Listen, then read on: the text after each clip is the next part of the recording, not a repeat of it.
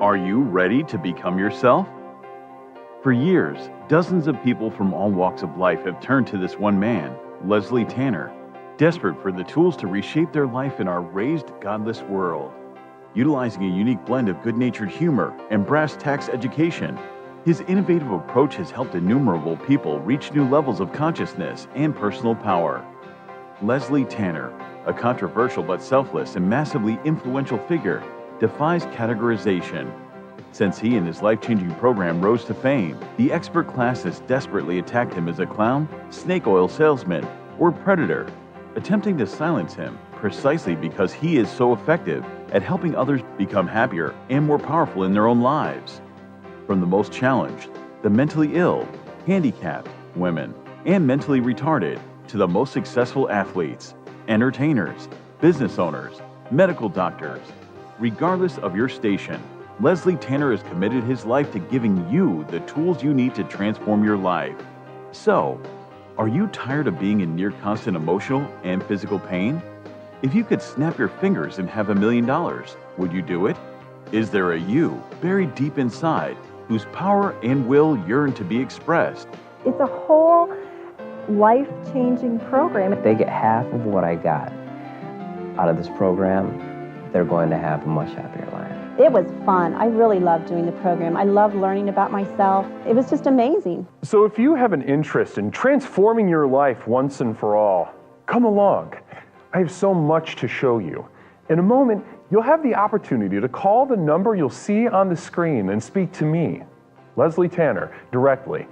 Together, we'll tackle the most critical issues related to unlocking your true individual power and reaching your fullest potential. Let today be the first day of the rest of your life. Welcome to Explorations.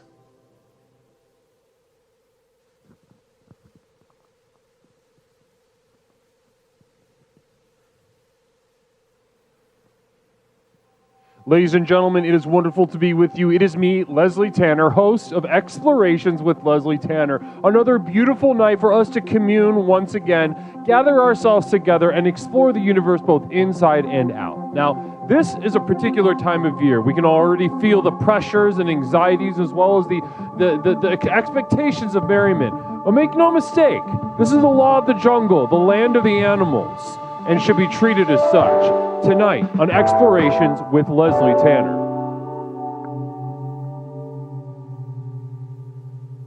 Namaste, everyone. How is everyone doing? How's everyone feeling? Namaste to you, my explorers. Blessings to you. Wonderful to be with you. My name is Leslie Tanner, host of Explorations with Leslie Tanner, the program with which we explore the universe, both inside and out, to unlock and unleash the power within. So wonderful to see so many familiar usernames. Namaste to you. Blessings to you, all of you. I see Angry Scar 09, Early Bird getting an early worm, fat, juicy, thick, girthy worm for Angry Scar 09 tonight. Namaste, a wonderful streamer in and of himself. Namaste to you, and I love you all as well. Namaste, blessings to you. Blessings to you. And now this is you might notice something real first up top. Namaste is you might be noticing the camera. The camera is different. I'm coming at you with a different kind of vision, a different kind of energy than before.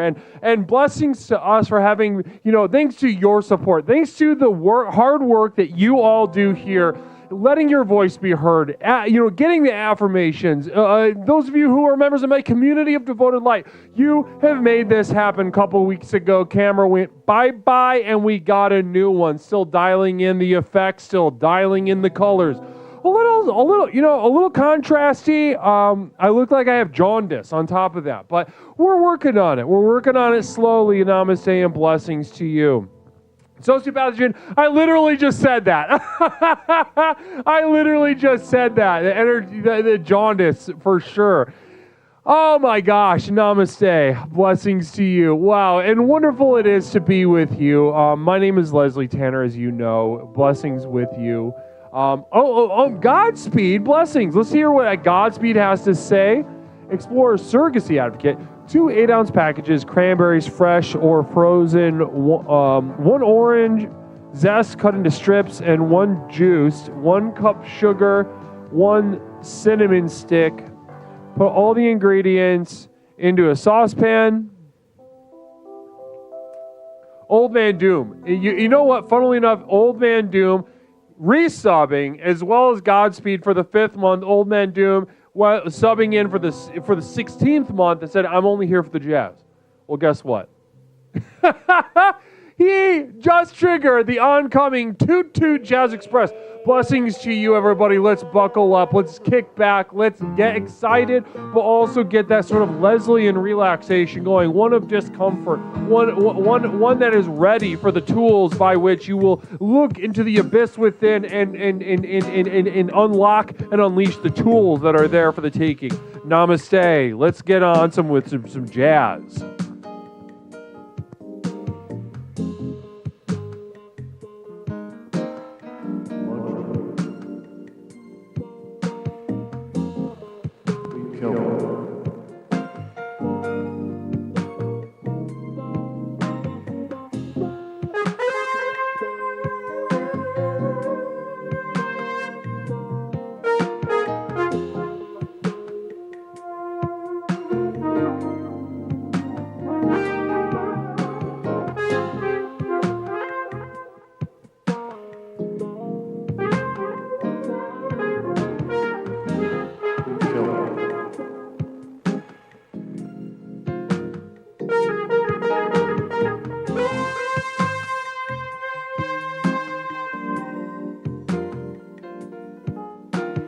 Oh, this is good. Perfect. I'm going to leave it. I'm leaving this. This is perfect. Pants O'Clock resubbing for the 32nd month. Namaste to you and blessings to you. Blessings to you. I got jazz cabbage. I know what that means. Blessings to you. Bad Badger coming in after 3 months of the program. I found myself exploring areas of my psyche that were previously out of reach. I don't like what I am finding, which is a good thing. The program works. Bad Badger. Couldn't have said it more succinctly myself. Blessings to you. Stefan the Mongol, jazz my face. Stefan the Mongol, jazz my face. Kind of just, kind of calling back into a time when we would say jizz on my face. Pornographically, sexually, sensually. Pornographically, somebody, a fat cock sort of emitting a hot white cum all over a face. If you can imagine that, blinking so as not to allow it enter the eyes, but still enjoying that warmth, enjoying the viscosity. Blessings to you. Let's keep the vibrations going.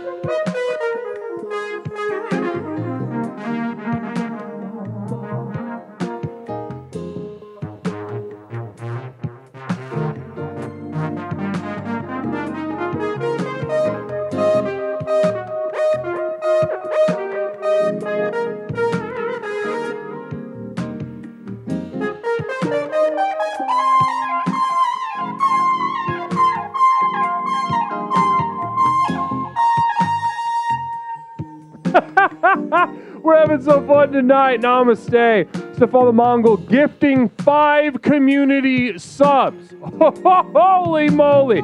Coming in hot with a hot amount of support. Blessings to Stefan the Mongol, opening that wallet, letting the joy be felt, letting also the misery be felt. Depending on whether you enjoy jazz that sort of just continues. Gosh dang. Pepperoncini single bit. Namaste to you. Blessings to you, Chin. Really appreciate that. Now, it's time to get on with the jazz, on with the vibrations, channeling it only the way that I can do so. Blessings to you. Let's keep it 2 bits from Duncan Did It. Namaste.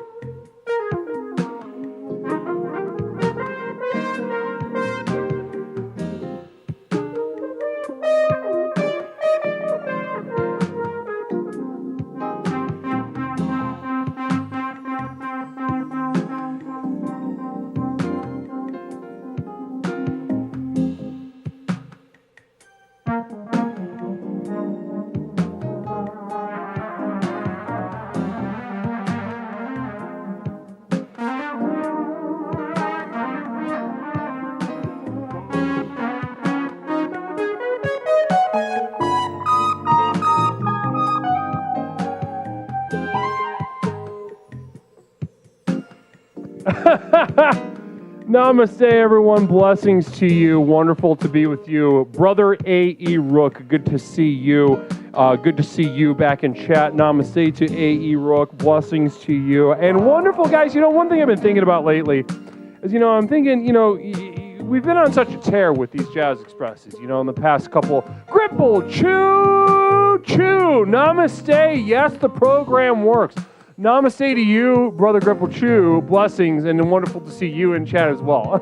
I always love when you can pop in and just say hi, even if it's just saying hi. Benwell, namaste. Fuck yeah, I get those notes wrong. It's called playing outside the changes, Ben. I wouldn't expect a drummer to understand. maybe, maybe study the blade, study the horn. Well, this erection is never going away, says Spawn the Mongol. Everybody laugh at Ben for not. Everybody laugh at Ben real quick. I'm just, let's laugh at Ben anyway. Too late. Gosh dang, I've been thinking so much. What a perfect time. Yes, A.E. Rook, fantastic. I wish I could put your picture in a frame right now. Namaste. That's how much I appreciate your energy right now. Yes, the LMFAO. Yes, the haha. Yes, this blessings. Wonderful. Love. Bully that asshole. Namaste. Pepperoncini with a single bit. Pepperoncini single bit. Sociopathogen spending 100 bits to say LOL, Ben. Love that. Paper Knuckle, 100 bits. Also, I need that jazz. You're not sneaking by me, brother. Ooh, girl. Yes. Wow. What a beautiful little romp that was, huh? What a beautiful little romp that was. Wonderful to be with you. A.E. Rook gifting out 20 subs. Last second, not soon enough. A second too late. Namaste to you. Namaste, A.E. Rook. I love that you're here. I love that you're here. A.E. Rook. And this goes for everybody. Listen. On nights that you could feel a burn in your pockets, a burn in your wallet, and you understand that the time is right, and you must give to the program. You must spend real hard-earned money to ensure that this light that we develop here extends itself into the darkest corners of our decaying world and within the internet as well, least of which is the internet. I understand that you must express that somewhere. You must express that excitement. But listen, on nights that you should feel shame. Yes, you should feel shame. Don't get me wrong. I want you to feel shame about being poor. But that doesn't, don't be too ashamed to come stop by and say hi to old Leslie and enjoy the program and the tools. All right? I put this on Twitch for a reason, ladies and gentlemen. For a reason, ladies and gentlemen. Blessings to you. And it's because I need you all to have these tools. I need this world to have these simple yet profound tools that I have given through the program of Explorations with Leslie Tanner. Namaste. And you know what? Just the least of which, blessings. Quote, have you ever seen a lethally massive autistic man cry from having his chakras cleansed? It's the most beautiful thing I've ever seen. I can do this. Yes, I can. Have and will again. Actually, I've got an appointment tomorrow. This time of year is a really hot time for autistic people making appointments with me. Sometimes they want it cured, which is expensive. Other times they just want it treated. They just want their little shots essentially that last about 60 to 90 days. Essentially what we do heading into the holidays, very stressful time. They're going to have to, upset their rhythm, upset their flow, upset their expected schedules. And they're like, Leslie, my life's about to fall apart. What can you do for me? Well, I can treat it. How serious are you about this? And we treat it. We do. We treat it. We treat it, which is good. Namaste. Duncan did it. Yes, I do. I still have you on the calendar, brother. No worries about that. No worries about that. It's going to be a little drive-by thing. I'm not even going to stop the car. Nindy knew. Recipe for success. 1 part relax, 1 part express, 1 part question, 1 part explore. You know what, Nindy knew? I was literally about to do that. That's so funny that you said that. That is so funny that you said that because I was literally about to do that. I was literally about to get into what are these tools? What is the program? How do we access the power of the next level? Namaste. Sociopathogen, $50 will get you an Explorations fidget spinner. Yep. And that lasts for about, I don't know, depending on how autistic you are. And it's actually an inverse relationship. If you're a little autistic, that's going to last like half an hour to an hour. If you're really autistic, I'll stop by Walgreens on the way to your house. I'll chuck it at you while you're in the front yard. I'm not going to stop the car. I will throw the fidget spinner at you from the car, and I will keep driving. You may or may not make eye contact with me. I don't care. That's not my problem. That's your problem. I'm chucking it at you I'm aiming for your forehead. We'll see if you catch it. But ultimately, that fidget spinner is going to save you about 80 to 90 days, depending on if you're definitely, they call it a spectrum from a little autistic to super fucking autistic. And that's just the legal clinical way to phrase that. They say, it's a spectrum. Your son has autism? What kind of autism? It's a spectrum. That means really autistic because they're not saying pepperoncini. What kind of whip you drive? Whip means car. Namaste. Whip means car. I understand that. I understand what whip means, pepperoncini. Sometimes I borrow a car. It depends. I've got a station wagon, though. A station wagon. Beautiful wagon. Yeah, stage 5 autism. Namaste to you. Blessings to you. Yeah, it's a spectrum, and if you're listen. Anyway, my calendar's open. It's booking up quick though. As I near the holidays, this is what happens every single year. A lot of autistic people want to come and see me and be treated to deal with what it is. So I treat them. It's basically, like I said, it's a quick little laying on of the hands sort of thing, and it lasts for about 2 months. It depends if you save your energy, Well, namaste, everyone. Let's get into exactly what this program is about. Let's get into some little announcements, and let's get into the goddamn thing, everybody. Because wrong button. Wrong button. There we go. Holiday recipes is the theme tonight. Can't wait to get into this with you. And a seemingly innocuous theme tonight, a seemingly tame thing will be made alive tonight within the program of Explorations. Right to Leslie. Now, first announcement, P.O. Box 47621, Chicago, Illinois, 60647. Write to me. Send me a letter, send me a postcard, send me a package. Anything will do. Just write it to me. I love opening mail from you guys. I love it. Absolutely enjoy it so much. P.O. Box 47621, Chicago, Illinois 60647. Secondly, if you have seen the program at work, you've seen the tools employed into, innumerable lives and seen just got everything kind of just unleashed.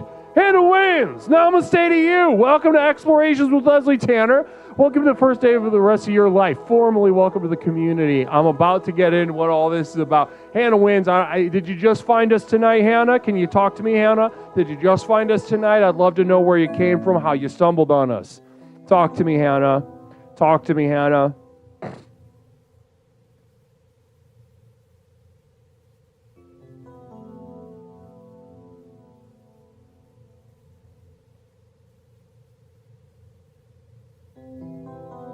Hannah, I'm gonna need a response from you.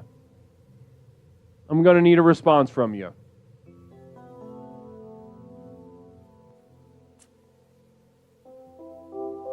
Hannah, I'm putting you on the spot. Yeah, Hannah. Nindy knew with a resub for 19 months. Nindy knew. I wish I could breastfeed your ass right now. I wish I could hold the back of your head and just kind of place you and let you latch on me. Explorer author, 570 days of the program. I have cured everything.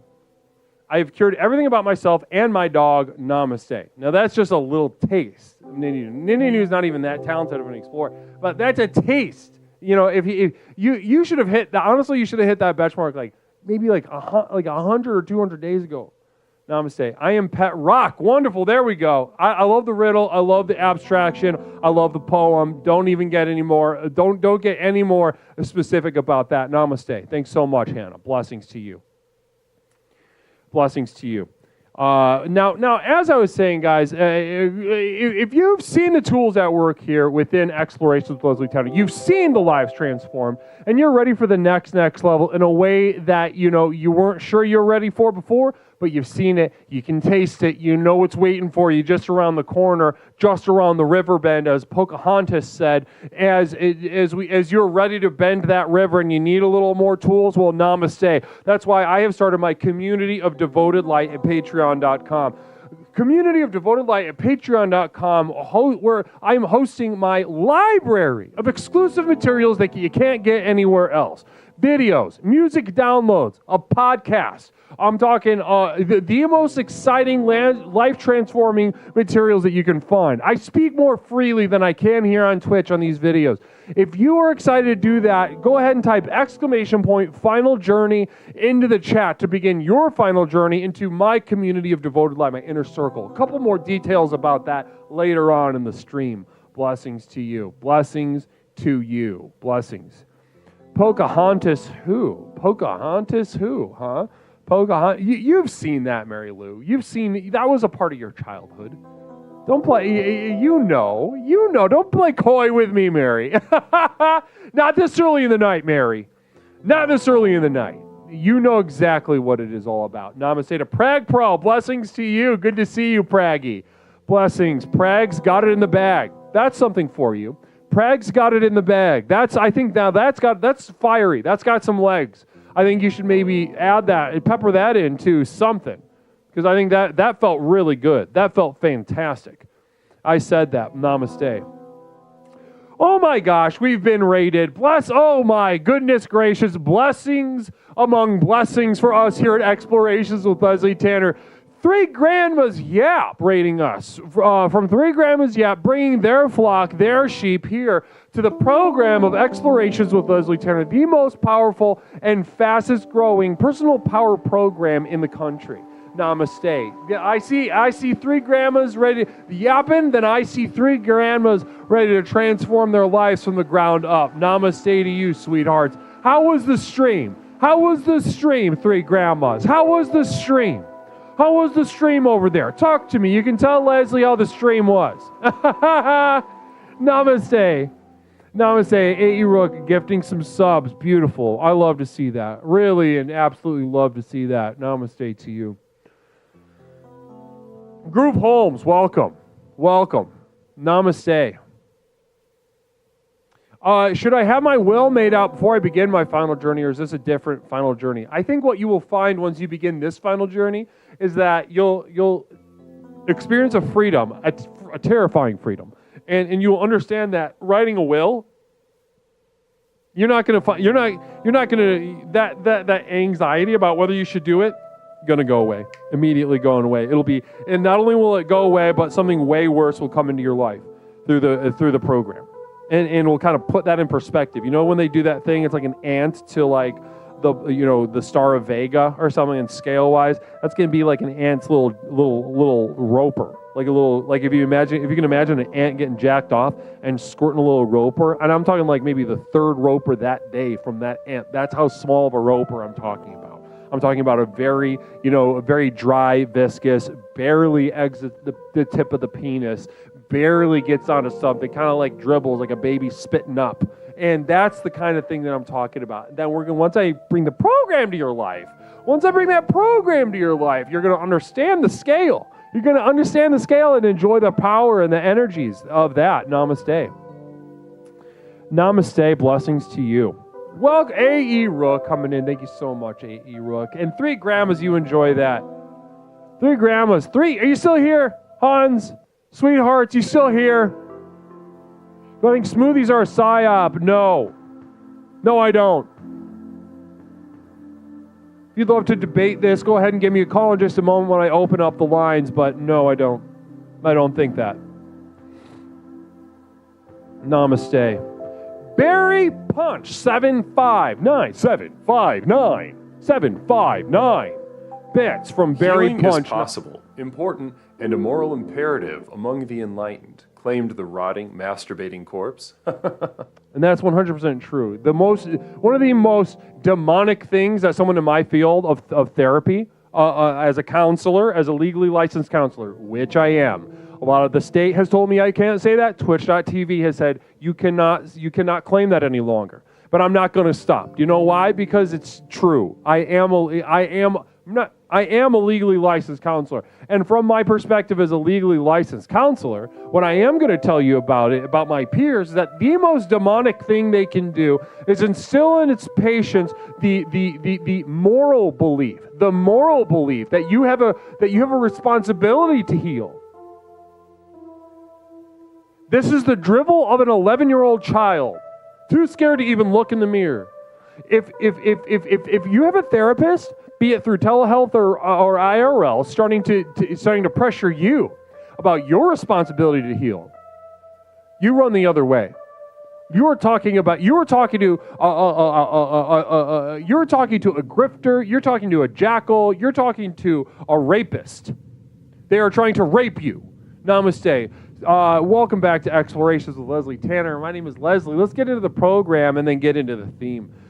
Real quick, the 4 basic steps of the program. There are 4 tenets of the program, and you must go in order. People ask me all the time, the program works, but what is the program? What is the program?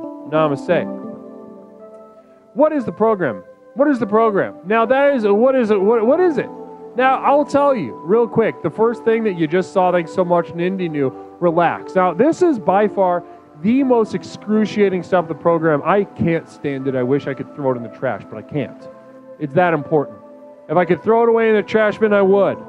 If I could have sold it to China and told myself that I was recycling and saving the world, I would have done that in the 90s with everyone else, but I can't do it. It's that crucial, that integral to the process. Now, relaxing here means feeling bad. If you're doing something that feels good, you're not relaxing. It's bad. It should feel bad. It should feel like shit. Relaxing into what? We can get into the philosophy behind it sometime if you want to, but to make it short, make it sweet, make it a little piece of candy as much as I can, relaxing should feel bad. If you're relaxing and it feels bad, then you are within the Leslian sense of relaxation. Namaste. Second step, thank you so much, Nindy New. Perfect timing question. Now, as you relax, you'll have so many questions. First of all, why do I need to relax? What is going on with my body? Has it always been this way? You look down at your soft, shitty little body and you're like, has it always been like this? How did I let it get like this? Who am I? Am I the person I think I am, that I'm striving to be? Or is that a ghost? Is that a mirage? Am I really just this soft, slovenly, sack of shit? And am I, in the sense of, we can go down many roads, but am I bad? That can be a very good and productive question. The answer is yes. The answer is yes. Now, as we question, we'll be questioning, all the way down, until we are absolutely unable to think of another question. And that's when we're moving on to my favorite step of the program, but by far the most pointless step of the program, express. Love to express. Now, to expression, easy. Write a song. Tell someone your feelings. Paint a little painting. Get into basket weaving. Some shit like that. And realize, at some point, you'll show someone and you'll realize how fake they're being when they act like they care. They don't. Or maybe even you'll get good at it and you realize like, oh, this was just as the amount of effort, I'm not getting anything back. This hurts more than it helps. Yes. Namaste. And once you are completely defeated, once you have self-destroyed, self-annihilated through self-expression, namaste, ladies and gentlemen, that is when you are exploring. Blessings to you. That is when you're exploring. Wonderful. Wonderful. Here we go. Now, once you look, in a psychic emergency.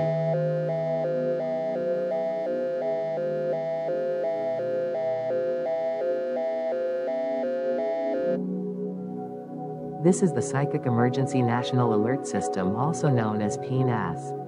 We've interrupted this broadcast in cooperation with Explorer Pepperoncini to issue a psychic emergency. Cheer 300, I'm feeling a little bit evil tonight, hype chimp. Repeat. Cheer 300, I'm feeling a little bit evil tonight, hype chimp. We now continue with your normal broadcast.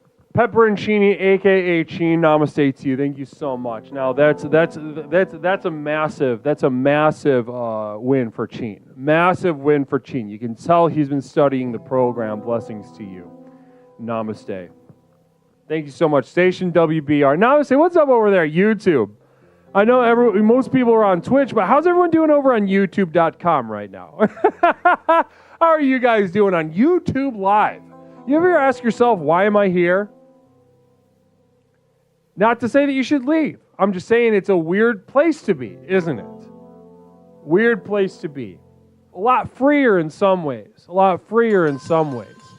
Not necessarily confined by the same, conventions and expectations as Twitch.tv. Different set, certainly. Not too bad, says Acronus. Not too bad, says Acronus. Namaste to you.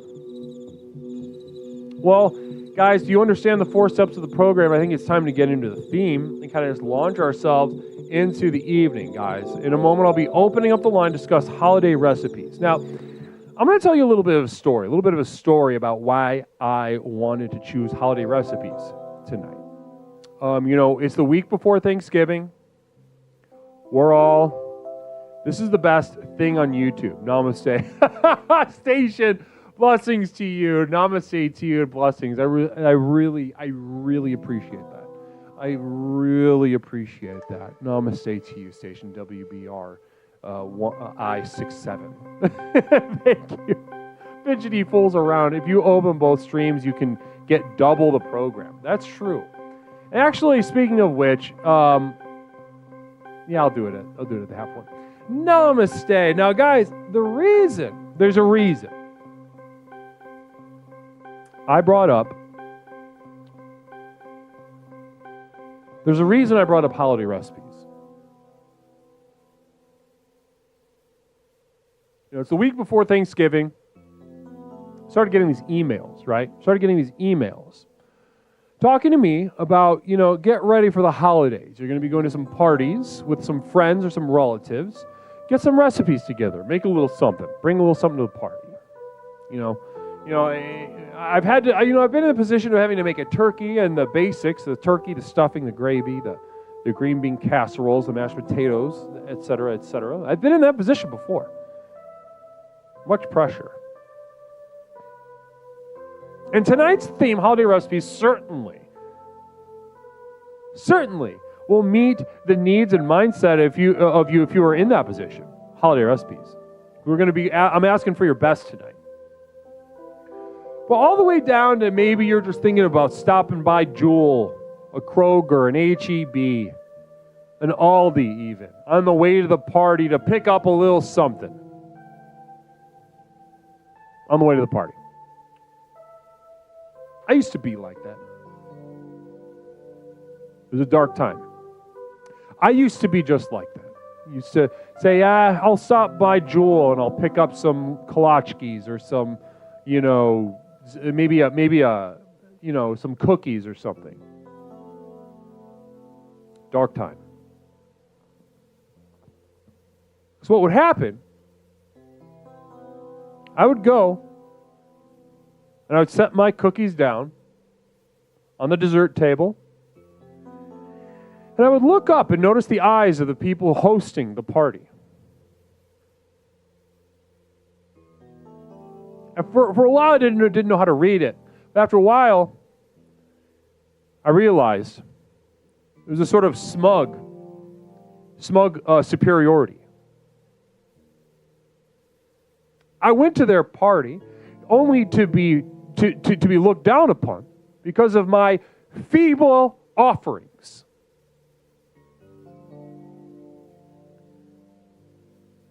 There was one Thanksgiving I looked into the eyes of a woman who was hosting it, angel of a woman.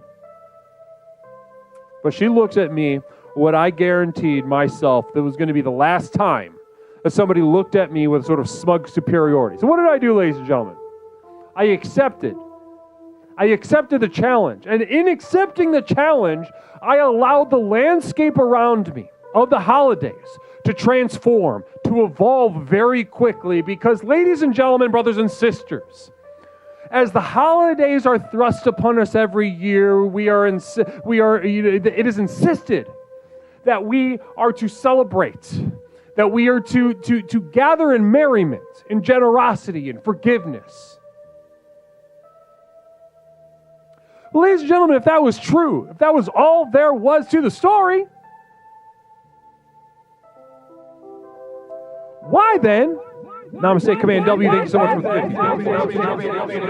If that was all there was to the story of the holidays, then why, ladies and gentlemen, this old bitch look at me with smugness, a smug victory, superiority in her eyes? Because I set those cookies down. And the cookies were fine. But that was the problem. I was fine just doing fine. Showing up with a limp dick, anemic offering for the party. So when I accepted that challenge from that woman,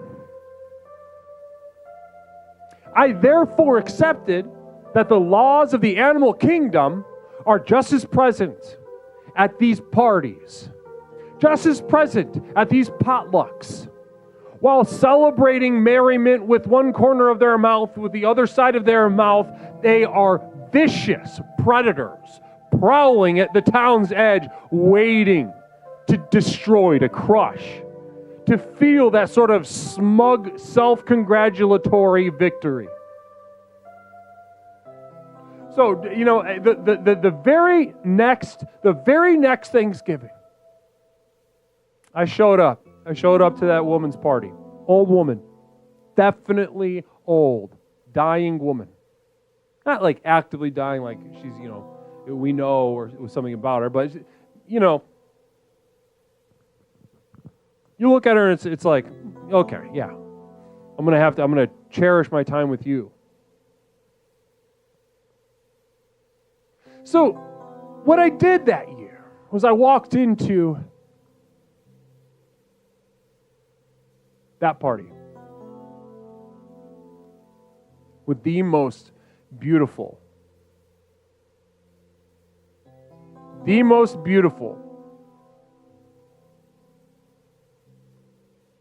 snickerdoodle cheesecake anyone's ever seen. And the reason I picked a snickerdoodle cheesecake is because I know that woman makes snickerdoodles every Thanksgiving. Her thing at that party was to make snickerdoodles. So what did I do? I leveled it up. I studied to the blade. I practiced. My life in between Thanksgivings was a montage to find the right recipe, perfect it, make it my own, leave my thumbprint on this reality. So I walked into that party, sat down, left the foil on it for a little surprise for everybody when it came to dessert time. And everybody's like, oh, I'm so full. But what's for dessert? I was like, oh, yeah, I brought a little something too. I put it on there. Go ahead, take the tinfoil off, and began conversing with someone else. When they pulled the tinfoil off of that, I didn't look at the face of the people that were congratulating me, telling me how good of a job I did, telling me they're so glad that I made a dessert this year. They're so, I didn't know you were such a good baker, Leslie. I looked directly at that old woman, that frail woman, that woman who had never heard a fly, but at the same time has the DNA of a huntress inside of her mind. Every year up until that point, humiliating me. But that year, I noticed her sneak away with her little platter of snickerdoodles and throw them in the trash. Later, I cornered her in the kitchen and just kind of talked to her about life. I knew she was in her head. I cornered her, and I talked to her, and I really wanted to thank her. I was very complimentary, and I made her cry. I made this old bitch cry. So, ladies and gentlemen, the feeling of exuberance, of having interacted with reality as it was, the next level pulsated through me that night. For everyone to see, I bore witness to the next level.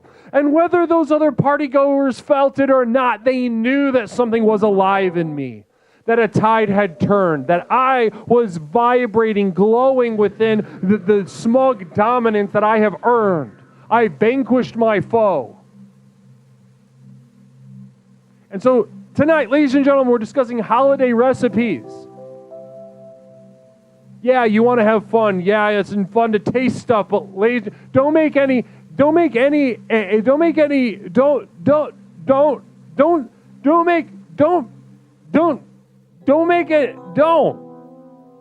differently than what I'm telling you right now.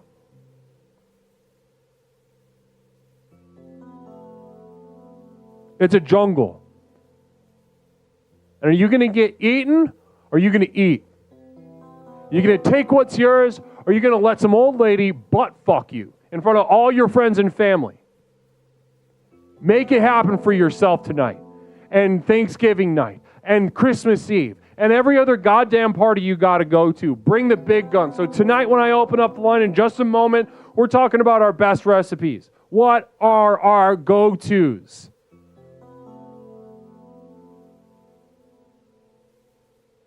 (708-240-8953). 708-240-8953. The line is now open. I want to speak to you about your best recipes. Don't play games with me. Do not play with me tonight.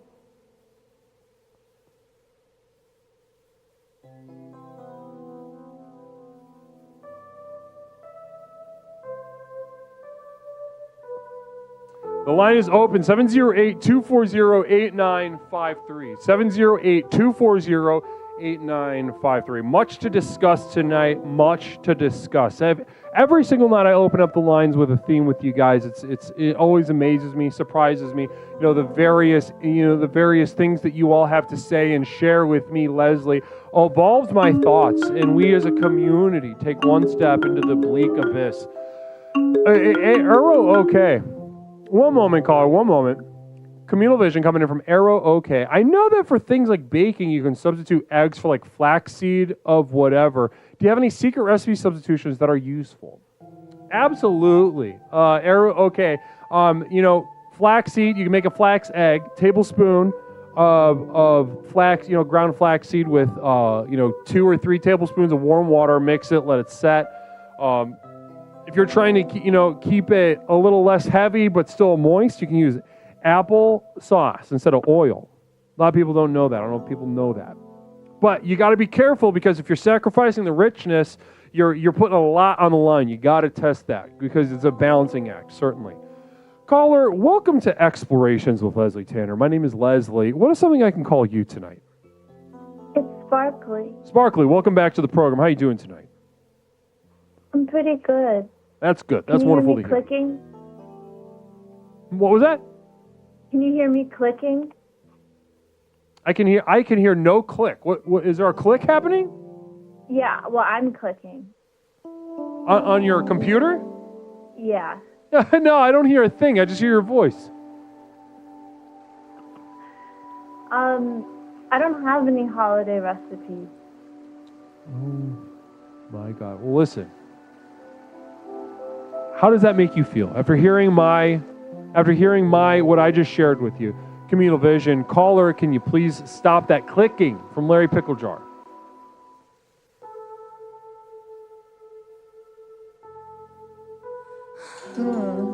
How does it feel? How does it feel to hear everything that I just shared? The importance of having recipes in your back pocket, ready to pull out. How does it feel to not have any yourself right now in this moment in time? Well, I think your story was more about competition than it was about the food. Absolutely, yeah. But snickerdoodle cheesecake sounds really strange. I don't understand what's strange about that. Well, you've been terminated. Call back if you'd like, but you have been terminated. Put to sleep. Namaste.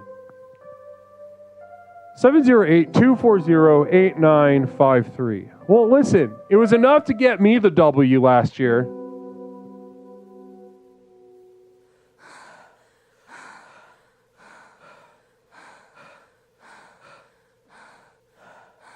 Sounds strange. It's like a cinnamony cookie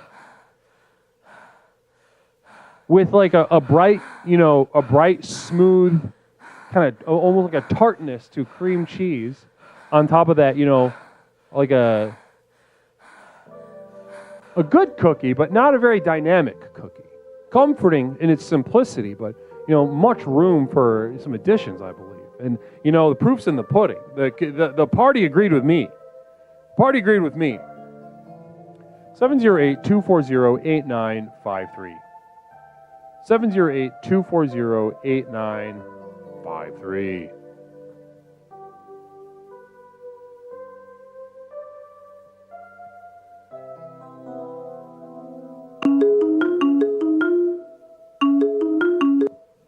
Caller, welcome to Explorations with Leslie Tanner. My name is Leslie. What is something I can call you tonight?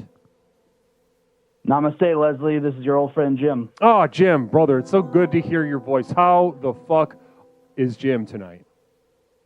Oh, I'm doing good. I got to tell you, I'm feeling inspired based on how you opened up the proceedings. Oh, wonderful. Because wonderful. I have a somewhat similar tale. Talk to me about. So you take us into this tale. I think we could all, because the first caller of the night not only called up with no recipe, Sparkly called in with no recipe, also called in a little unimpressed with what the emotions and the inspiration that I had tried to communicate. So you got something similar to share though. Take us into your experience, Jim. Well, as far as that first caller goes, I mean, all I heard was clicking, so I'm not sure what that was about. But yeah, okay. Thankfully, not only do I have a similar tale, but I have a recipe as well that goes along with it. Ooh, let's go. Just to get the recipe out of the way, a holiday treat that I made in preparation for this holiday event is something just really simple: cinnamon Chex cereal bars.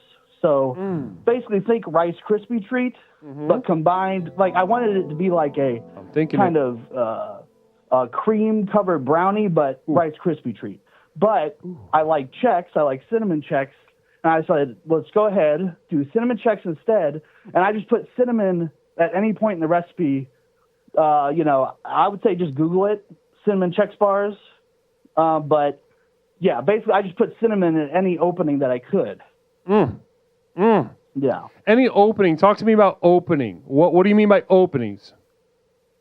Well, I mean, I'm not a big baker or anything. I'm pretty inexperienced, to be honest. But I was ready to go all in on this holiday Dark treat. horse, so, yeah, underdog. I don't know, whatever it may be, like whatever you put into that sort of item, whether it's baking soda, sugar. I just put more cinnamon in with everything. Interesting. Oh, marshmallows, of course.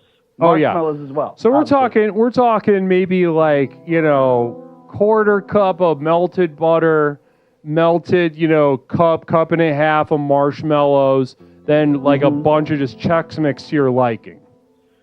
Brown sugar, cinnamon, maybe some vanilla. Ooh. That's the kind of stuff I'm talking about. But I just wanted to make sure that this is a special cinnamon treat I just thought, let me see if I can come up with something that's, this particularly was what you might call like think of like a Friendsgiving type situation, Oh, yeah, So I want something that these people have never interacted with before. So I'm Right. trying to get a little innovative in the kitchen. And so tell me, a Friendsgiving situation, when was this party? Was it recent? Are we talking, was it last year, or when was this? This is maybe 2 years ago. Okay. And so Yes, you walk up, and Jim, just to give everybody a little bit of context, just visually taking you in, if I were to just profile you and say like 5 things about you if I didn't know you, I don't know if Baker would be in those top 5 things. Top 5 things about me? Yeah, I just mean like if I didn't know you and I kind of just saw you after work or something, I wouldn't be like, oh, that guy probably is fucking really good at baking or something. It wouldn't just not like the opposite. You don't represent the opposite, right, but okay. like, you know what I mean? Like I wouldn't necessarily. No, yeah. So you're coming out of the woodwork with that. You're coming out and you're saying Definitely. you're swinging big from coming off the bench, so to speak. Well, and thank you for that. I could even fill in that gap now that I see what you're talking about. Yeah, I'm like, definitely, I'm bringing, in my past, I'm sober now, but in my past, I'm bringing, the case of beer to the party. I'm the type of person to show up. My wedding gift is going to be, wine mixed with some sort of liquor as a gag wedding gift, that sort of thing, Right. So, a little bit crazy, a little bit off kilter. Alcoholism, but, fun-loving. Alcoholism for sure, which is also the meat of this tale, because I go to this event and here I am like, excited to share this holiday treat. And I didn't realize that family of my friend was going to be there. And, essentially they know me from past family events, past, whether it was specifically, this was a wedding reception that I'm referring to, but, they're looking at me and I set down this, it's super sugary treat, and, alongside of everybody else's really, it was a good spread. I can't lie, but Sure. Right away, Uncle Dickhead, wants to come in with, you're going to be, essentially some comment about me drinking. And I had been sober. So, of course, I'm just like, okay. And of course, at this time, Leslie, unfortunately, I was not in the program at that moment. Of course. I was not ready for the next level, let alone the next level. Right. So, I played nice. I did that sort of thing and just kind of proceeded with the party. Made the best small talk I could. Mm-hmm. Next thing I know, silent for the next 45 minutes.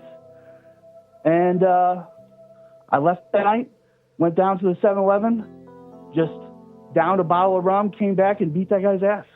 Wonderful. And this was the same one that you brought the Chex cereal bars to.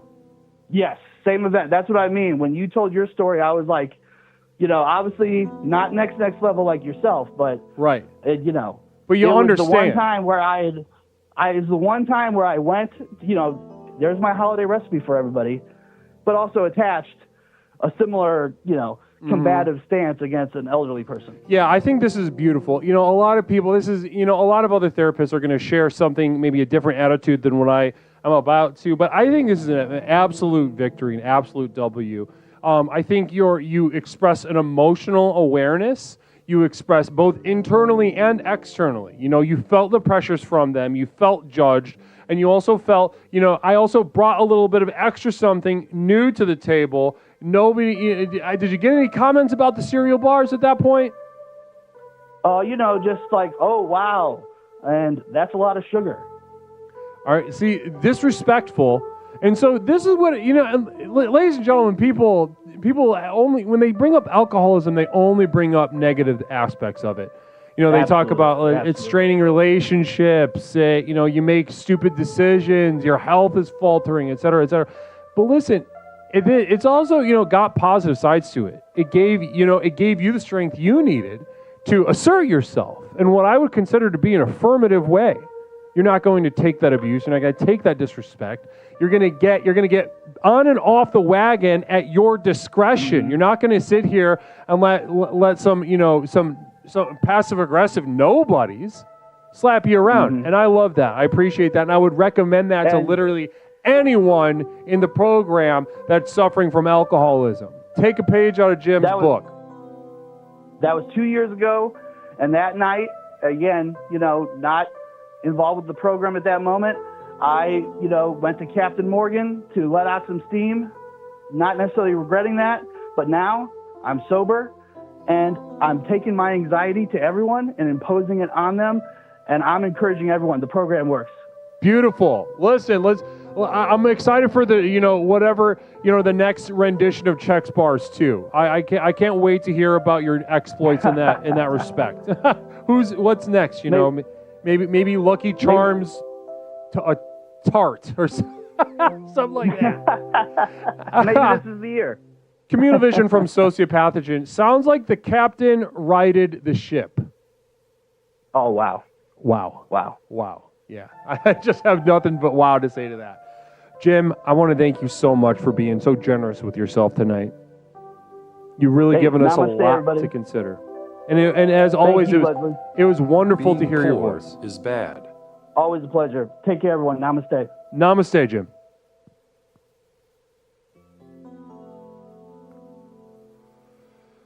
So Jim is a sus. I don't see anything sus about that.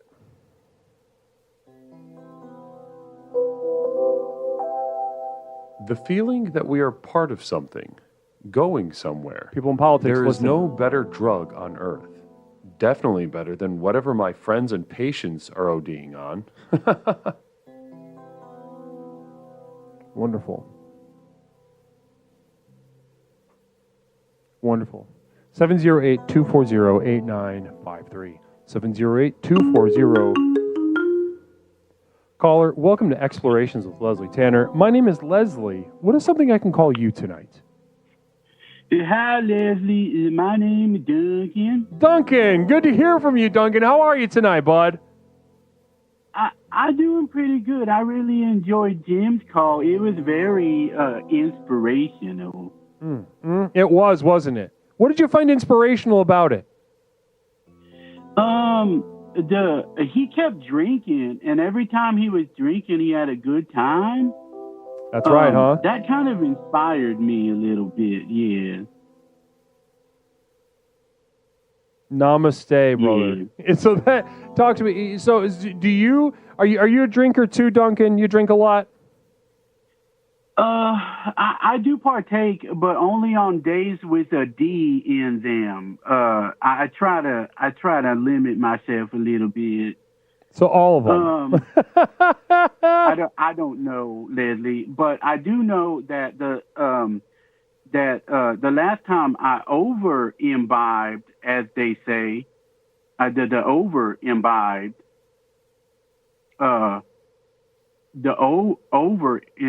over imbibed. Sure, yeah. I understood it the first time too. Well, last time is what really bothers me, because it's going to be Thanksgiving next week. Right. And last Stressful Thanksgiving, I found myself in Japan. So, I was in Japan, and I was actually serving as a geisha. I was there in that role for 3 months. Yeah. So that was in Japan. I met a man named Hiroshito online, right, and he encouraged me to go to Japan.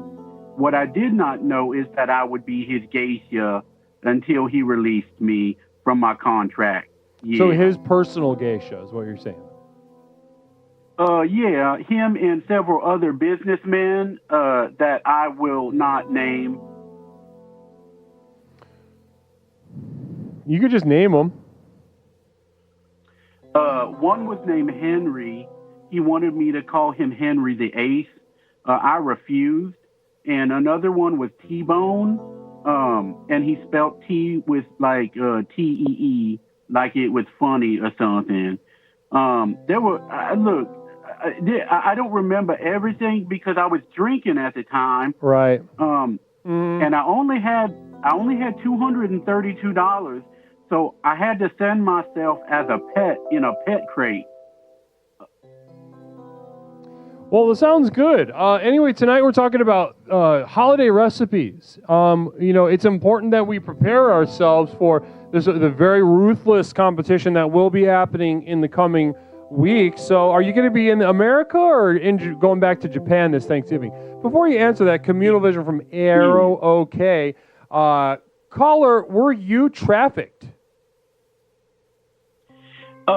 Based on what I know about Twitch's TOS, no, I was not trafficked. Okay, no. What do you mean? What do you mean? What's the TOS say? The TOS says if you cannot talk about stuff like if you was being trafficked and stuff. So that's what all I know is. We can't have this frank discussion if I was trafficked. So if you were trafficked, if you were not trafficked, we could just say whatever we wanted. Yeah, so hypothetically speaking, if a Japanese businessman said, come over here, and I'll give you roses and candy and persimmons, then and then he kept me in his basement. I might get trafficked. Persimmons. Yeah, you look like a persimmon man. I am a persimmon man. Brother, yes. Love them. So you weren't trafficked, but had you were, it would have been by a Japanese businessman named Hitoshi, did you say? Hiroshito. I went there on my own volition, and that is what I was told to say. Yeah. Wonderful. Fantastic. Okay. Well, anyway, so in terms of recipes, let's assume that you just like the last time, which you weren't trafficked, but, let's say you don't get trafficked again, and kind of just made into a geisha or some such variation. What's a recipe that you have in your back pocket when you got to impress the folks? Well, that's what I'm getting at, Leslie, is the last Thanksgiving that I celebrated, I would love to recreate that menu. It's just extremely difficult. Talk to me. What's in that menu? Well, the menu while I was serving as a geisha was sushi, all different kind of sushis.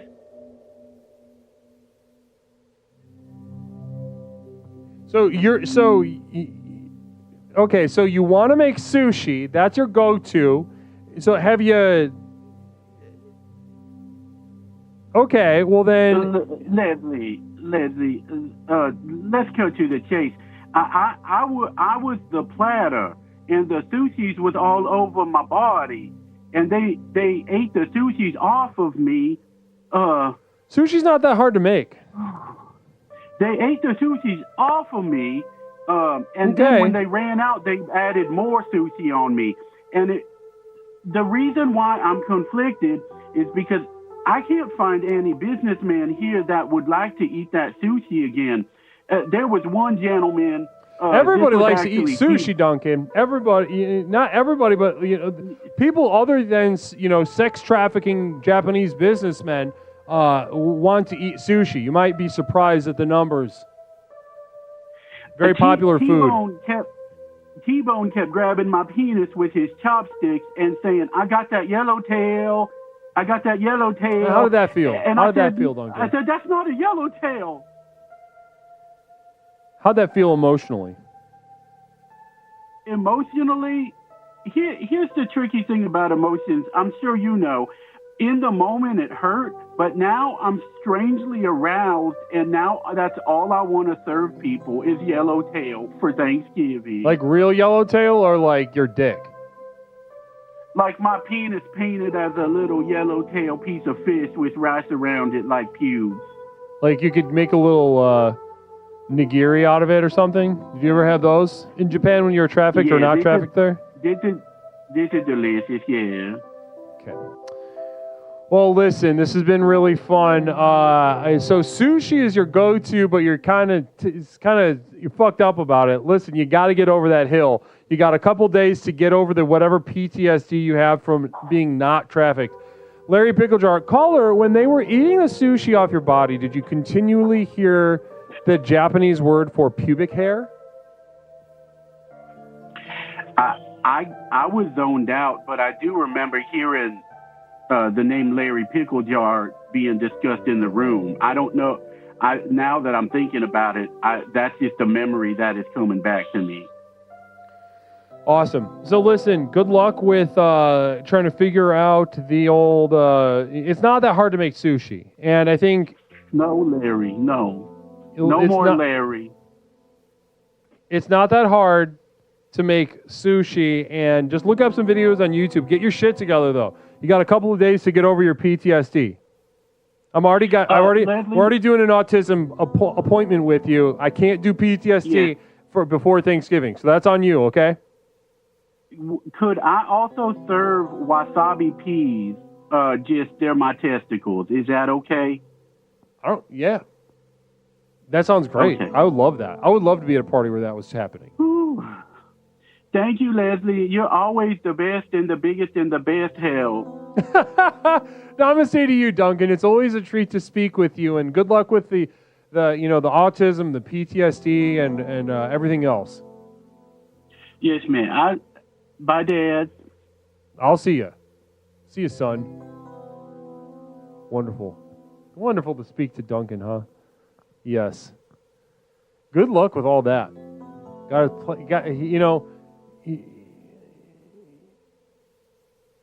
We haven't even started getting food for Thanksgiving. He's already got a full plate. Between the autism and being sexually abused and the PTSD from that. Lots to deal with. Lots to unpack. Thanks so much, Duncan. 708-240-8953. 708-240-8953. The line is open. Don't be scared. Give me a call. Let me fix something for you. We're talking about holiday recipes tonight. What do you make for the holidays? You make a little pie. You make a little side dish. Are you the gravy person? Are you the go-to gravy person? That's another thing. If you're one of the go-to people for a certain kind of food, then I would implore you not to relax on your status, because some young buck's going to come and upset you. Caller, welcome to Explorations with Leslie Tanner. My name is Leslie. What is something I can call you tonight? It's Mish. Mish, how are we doing tonight, Mish? I'm good. How are you? Good. It's wonderful to hear your voice. It's been a while. I haven't spoken to you in a while. Yeah, you do that periodically. Yeah, and so do you. Yeah. Yeah, my temporary roommate, Mish, dialing in. We're working on the... Yeah, I think it's a healthy dynamic. Yeah, I think it's... you've got your thing, I've got my thing. Yeah. Yeah. So listen, good to hear from you tonight. We're talking about holiday recipes. I don't know if you've been watching the program tonight, but holiday recipes. Yeah. So talk to me, Mish. What's one of your holiday recipes? What are you known for, or what have you done to impress people in the past? Holiday recipes. Deviled eggs. Ooh, okay. Deviled eggs. Talk to me about that. There is no recipe that I have written down. It's got to taste right. You just taste it as you make it until it tastes right. One year, one of my uncles asked me for the recipe, and I was like, I don't have one. You don't. So I don't. Okay, so this is interesting. So we're not going to be able to, well, before we even do that, these deviled eggs, would you say that they're popular at the parties you take them to? Yes. Okay. Especially among my father and uncles. So the fellas really come out for it, huh? They go fucking feral for they them. They go gaga for these little egg things. Oh, yeah. Okay, interesting. So let's talk about that. So you don't have a recipe. You've perfected this just by intuition, a woman's intuition. Yeah, I had an Estonian woman who taught herself English ask me, have you had this egg while I was in Estonia? And then she made me deviled eggs. And I was like, yes. But I didn't know what kind of eggs she was asking me if I had ever tried until she fully made deviled eggs for us. Okay. And was this version of deviled egg particularly good? Did it leave an impression on you? Yes, it's the exact thing I try to replicate. Interesting. Left a mark on you. Now, this take us in. Now, let's get into the process. Deviled eggs.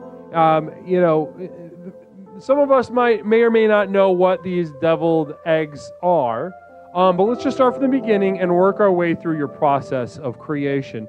Ape Clit with the single bit. Namaste to you. Blessings to you. Now let's go ahead. Deviled eggs. What's the first thing we do? Deviled eggs. How are we making them? What do you do? You gotta hard-boil the eggs. First step. Nothing else about that.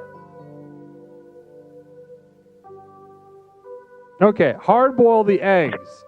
Now, exactly how do you go about hard boiling eggs? For those of us that don't know, you put the eggs in the water. And then you turn the stove on. And you let them. You wait till they're boiling, and once they've been boiling for about a minute and a half, you're gonna cover them, turn the heat off. And then you're going to let them sit covered for 10 minutes. And then you put them in a little ice bath. So interesting. And why do we do that? Why do we do it exactly like that? What are we enhancing certain aspects of the hard-boiled egg? Are we avoiding certain things about boiling an egg by doing it this way? I don't like when the yolk starts turning that grayish green color from being overcooked. I don't like that. Brothers and sisters in the chat, are we familiar with this? Are we familiar with the gray yolk? Do we know what she's talking about? Real quick question from Pierogi University, actually, from chat. Pierogi says, every recipe I see calls for paprika. Is it true this adds absolutely nothing to the dish? Depends on the type of paprika. They got a smoky paprika, personal favorite, very nice. Would you employ a sweet paprika into this? No. No, I wouldn't, because I don't care for that. Beautiful. All right, so back on. Let's not go too far down the paprika trail. So we got the eggs. We peel them, obviously. Then what do we do? You cut them in half. You separate the whites and the yolks. You put the yolks in a big bowl. And then you're just going to add mayonnaise. A lot of it. To the yolks in the bowl? Yes, to the yolks in the bowl. And you're going to crush them up with a fork. You can use a blender. I've found that it works. The blender's a little too harsh. It makes them real oily, makes that filling a little too thin. Don't like that. Right. Crushing them up with a fork until it's smooth. It's a labor of love. You got to do it like that. So you smash it up. We got the mayo. We got the yolks. And then what? How do you put your little fingerprints on it? How does everyone know this is a miche deviled egg? Well, when you're mashing up the mayo and the yolks, you're going to add some maybe smoky paprika, some pepper. You don't need to add a lot of salt. I would taste it, make sure it's not too salty. There's a lot of salt in mayonnaise. You don't got to do that. Okay, and then once your filling is smooth and it tastes how you like, you're going to pipe it. You're going to transfer it to a bag. You're going to pipe it into the whites, and you're going to top it with dill. We're not putting paprika on top of these fucking eggs. We're putting dill on top of the eggs. Wow. No paprika for the birds. We're using dill. That's right. light salt, be careful, and then sprinkle dill. So we're keeping it simple, huh? It's very simple. Wow. So we got a communal vision from Duncan Did It. Mish, does the type of mayo matter? Yes, it does. Okay, talk to us about that. What mayos in your experience have worked better than others? I like using the Hellman's mayo the most for the ones that I make for the holidays. I use the Hellman's mayo.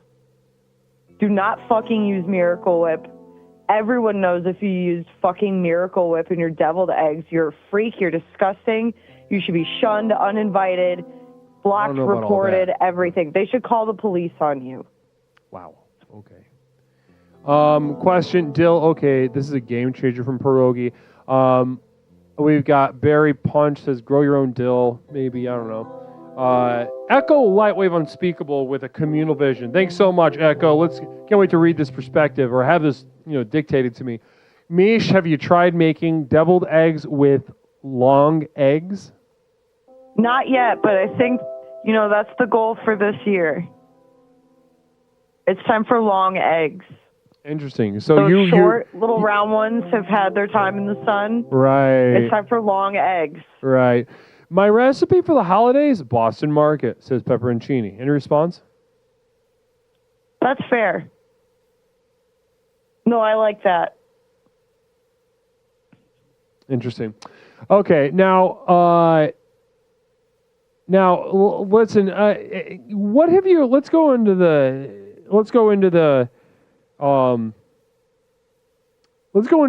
landscape of these parties. So we know we got a killer recipe on our hands. So guys, go ahead and bookmark this VOD. Come back and research this to make sure you get it right. Then you pipe it into the eggs. You bring it to the party. Now take us to the party. Now, at this party, have you pretty much solidified yourself as the deviled egg bitch? Yeah, no one else was doing it before I started bringing them around. Ooh, so there wasn't really even any competition. So it doesn't need to be like meet a mountain goat head on, horn to horn. This can be a sort of... Absolutely not. There was a void and I filled it. Wow.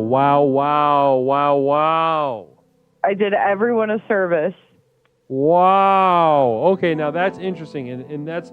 Maybe, guys, if you are looking to sort of assert yourself in an animalistic way at these parties, maybe look, take a page out of old capitalism, right? Look for a need that's not being met, fill it. Yep. Fill that hole. Fill that hole right up. And maybe it's a deviled egg size hole. Maybe it's an appetizer roll. Maybe you can make little crab cakes. Maybe, some such thing like that. Yep. You could start making shrimp dip. Spinach dip. Artichoke dip. There's so many dips. Ooh, a dip. Oh, that'd be nice. You can even bring that sure dip. Your party's missing one. You can even bring that dip in a special little bowl, huh? Right. Can you imagine getting a spinach artichoke dip and maybe in something that looks like a baseball cap of everyone's favorite baseball team? Oh, cute. That would crush. The uncles especially are gonna love that. They're gonna take a look at that and be like, the Sox, oh, they did bad this year. Maybe next year I'm already having fun. I haven't even tasted it. Then they get their lips and their tongue in the dip, and they're like, holy moly. Larry Pickle Jar, shrimp dip is a great name for your next worthless piece of shit cat. Larry Pickle Jar. Any response? Yeah. Sometimes I call shrimp dip. I honestly forgot her name for a second. I thought it was shrimp dip. No, you didn't. I thought it was shrimp dip for a second. Yes, I did. No, you did not. I did. Okay.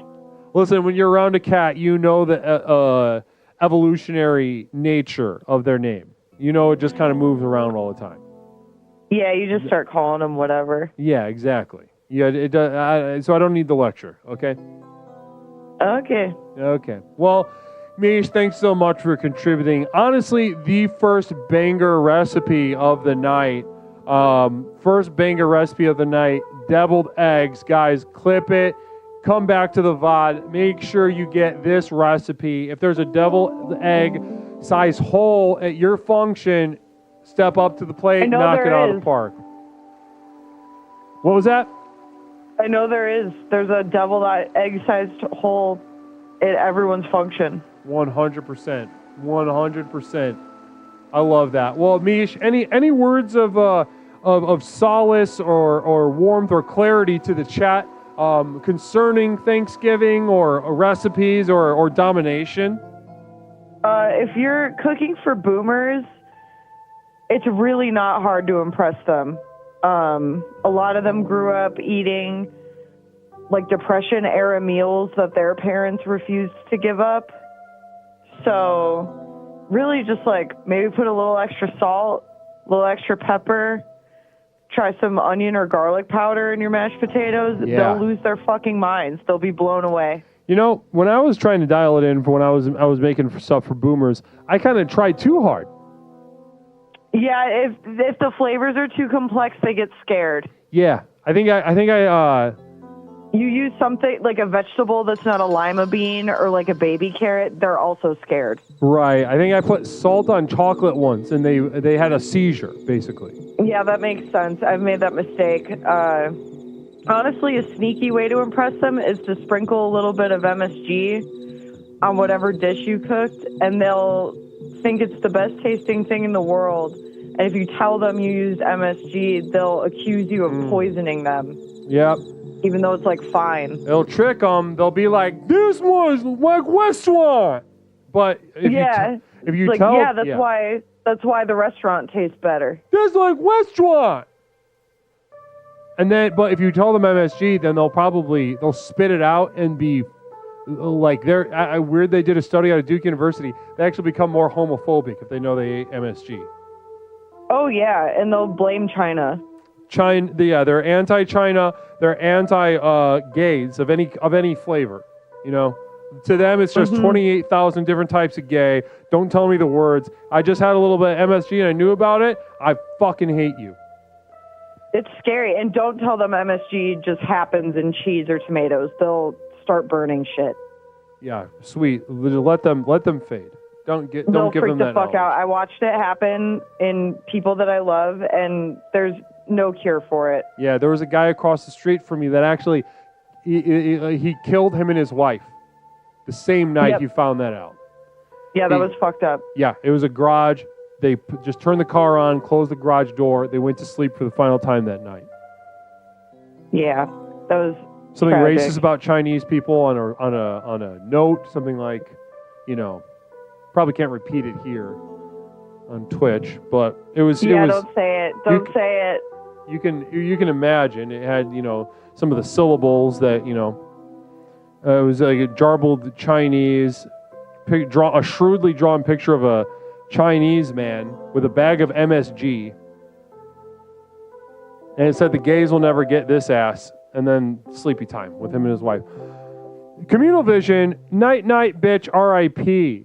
says Stone Monster. Hell yeah. truly Stone Monster. Well, Mish, listen, I don't want to keep you all night. I really appreciate you calling up and giving us an absolutely tremendous recipe tonight. Yep, you're welcome. Wonderful to speak to you, Mish. You have a wonderful night, okay, hon? All right, you too. All right. Namaste. Namaste. Wonderful to speak to Mish, huh? Mish is a peach, huh? 708. Oh, caller, welcome to Explorations with Leslie Tanner. My name is Leslie. What is something I can call you tonight? Hi, Leslie. I just want to be some guy. You are some guy. SOME space GUI. Just some guy tonight. I love that. Well, some guy, I want to thank you for calling us up tonight at Explorations. We actually have a subscription coming in from Sociopathogen. I call this drink a time bomb. 5 ounces coffee, 1 crushed prune, a dash of spite, and 3 parts ipecac. Namaste. So that's somebody pranking. Leaving a little bit different kind of impression on the party from Sociopathogen. Thanks so much, Socio. let's talk. Some guy. I really appreciate you calling up. How you doing tonight? You know, it's the holidays. It's and the holidays. Continue. I just had a medical procedure. You know, that's all I'll say. Did you transition? No. I mean, is it all right to say that I had a colonoscopy? You know, I had you know, the camera in your ass. Yeah, you know, just not just only in my ass. Even worse. In me. Grandpa Liquor resubbing for 6 months. Thank you for saving my life, Dr. Tanner.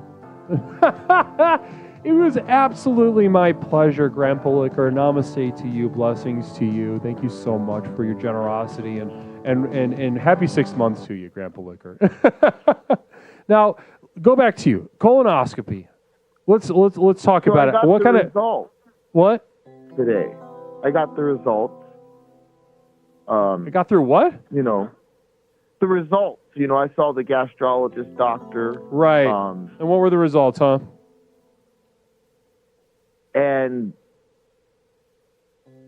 I don't know. It was a pretty shitty Christmas present.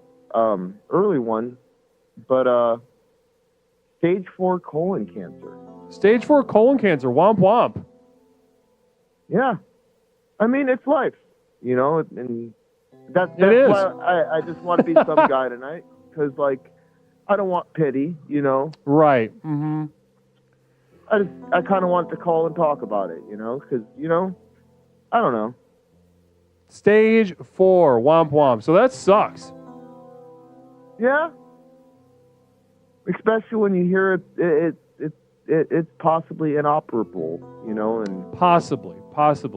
Are we gonna explore that? I mean, I am, but I don't know, Leslie. I don't think I like if it's you know that far. I don't know if I want to do the chemo shit. Right. You don't know what you don't. Yeah. Well, it's how old are you? 33. 33, stage 4. Larry Picklejar with a communal vision. Can't wait to read this perspective. Thanks so much, Larry. Mr. Vanderbeek, has anyone ever eaten sushi off your fat, naked body? Yes. Actually, yes. So is they have, and was that fun for you, or was that for them? Yeah, it was actually at one of the white parties, is all I will say. And it was a magical moment. Wonderful. So listen, you got stage 4. You could do a whole lot of stuff. You could kind of just let the floodgates open. What do you got on your list? You know, I haven't thought about. I have thought about that, but I haven't I haven't, you know, picked my path with it. You know, if you get what I mean. Yeah, but what was that? I couldn't hear you. What'd you say? You know, I haven't picked my path with it. You know, like, obviously I want to do something before, you know, time runs out. You know? Right. But I haven't decided what. You know what I mean? Right. Well, listen. That's stage 4 cancer. Woof. Ouch. That sucks.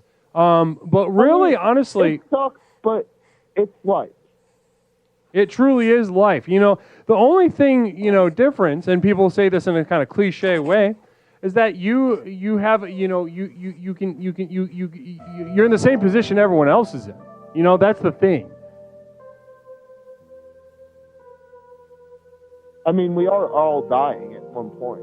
No, I mean, absolutely guaranteed. And just to know, have a different shape of it, a certain immediacy. Not to even say, you know, a lot of people say this. I know, I'm at the, you know, once I knew that it was at the end, everything just, you know, food tasted better and I appreciated time. Have you had anything like that happen yet? You know, And this is my message, and I think this is something I would want like everybody to know. You know, we all struggle, and you know, you go through the hard times in life. Right. But if we didn't go through all that, we wouldn't enjoy the good times. Well, enjoy the good times? You know, like we wouldn't appreciate it as much.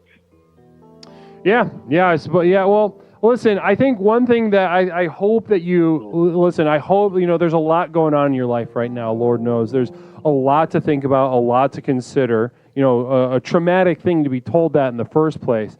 But one thing I do want to instill on, if you take anything away from tonight's program, is the importance of not getting your just shit pummeled at the next party you go to, and to make sure you have a holiday recipe together. Because it might not seem that big of a deal right now, same day learning about the cancer. But, after you die, people will remember you. And how do you want them to remember you? Do you want them to remember you as like, oh yeah, he brought shitty desserts? Do you want every old woman taking pride in their shitty desserts that were just a little bit better than yours when you could have left more on the field?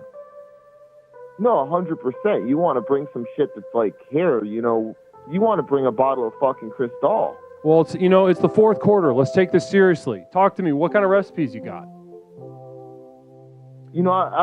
Communal Vision real quick from Duncan did it. Hi, Dawson's Creek. Luke Perry died of cancer, and Jared Leto should. Good luck with nemotherapy. You're a miracle, says Duncan did it.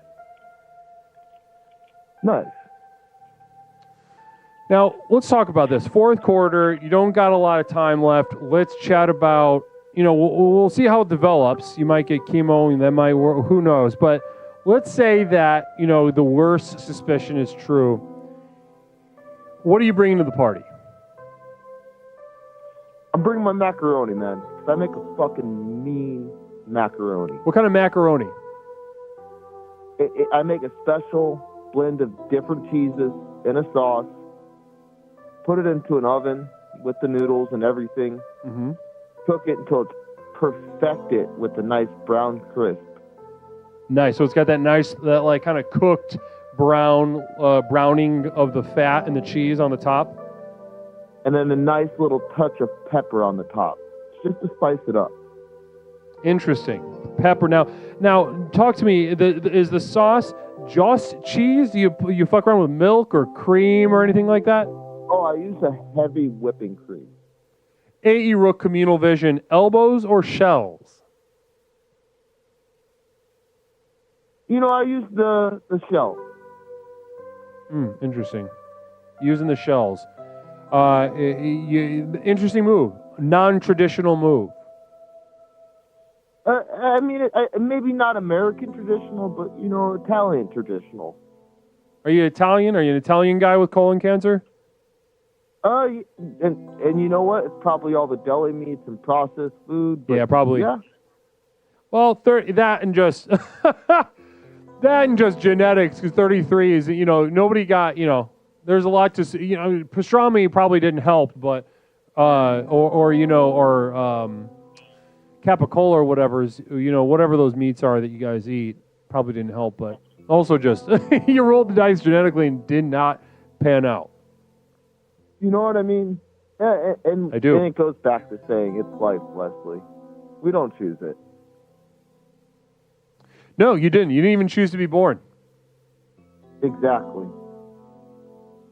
Well, wonderful. What a wonderful. So you're bringing the mac and cheese.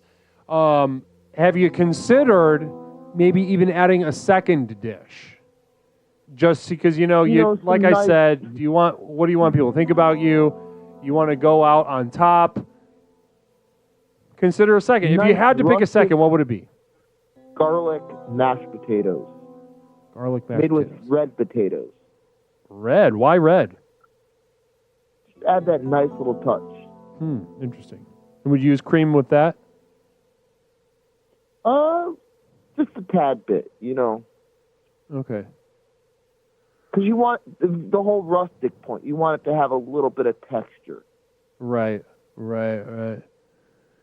I mean, that's an interesting angle, and it's a risk. It's a risk because, that's like such a simple thing. And a lot of times people, they're looking for, they're looking for familiarity. They're not necessarily looking for, a new twist or, something unexpected. So, but I think this, if you were going to risk it all ever in your life, it would be right now. You know what I mean, Leslie? YOLO. You only live once. Yeah. And then you die, YOLO, then TYDOCC. Then you die of colon cancer. And that's another question I have, Leslie. Go ahead. If it comes down to, I will shoot cutting you. out my colon. Oh, okay. Yes. Or dying. Uh-huh.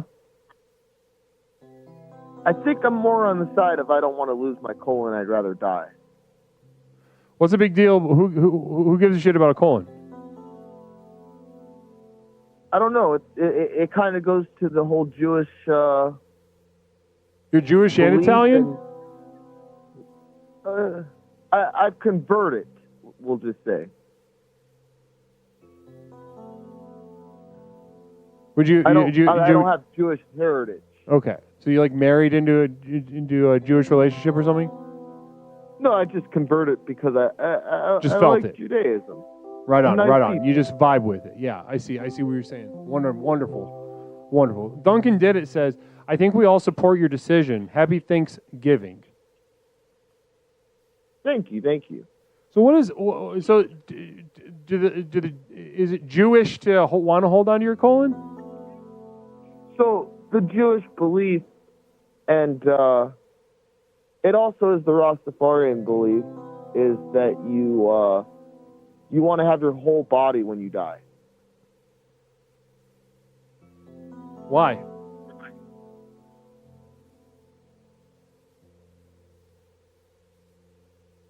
Just it's written in the Jewish Bible, I guess,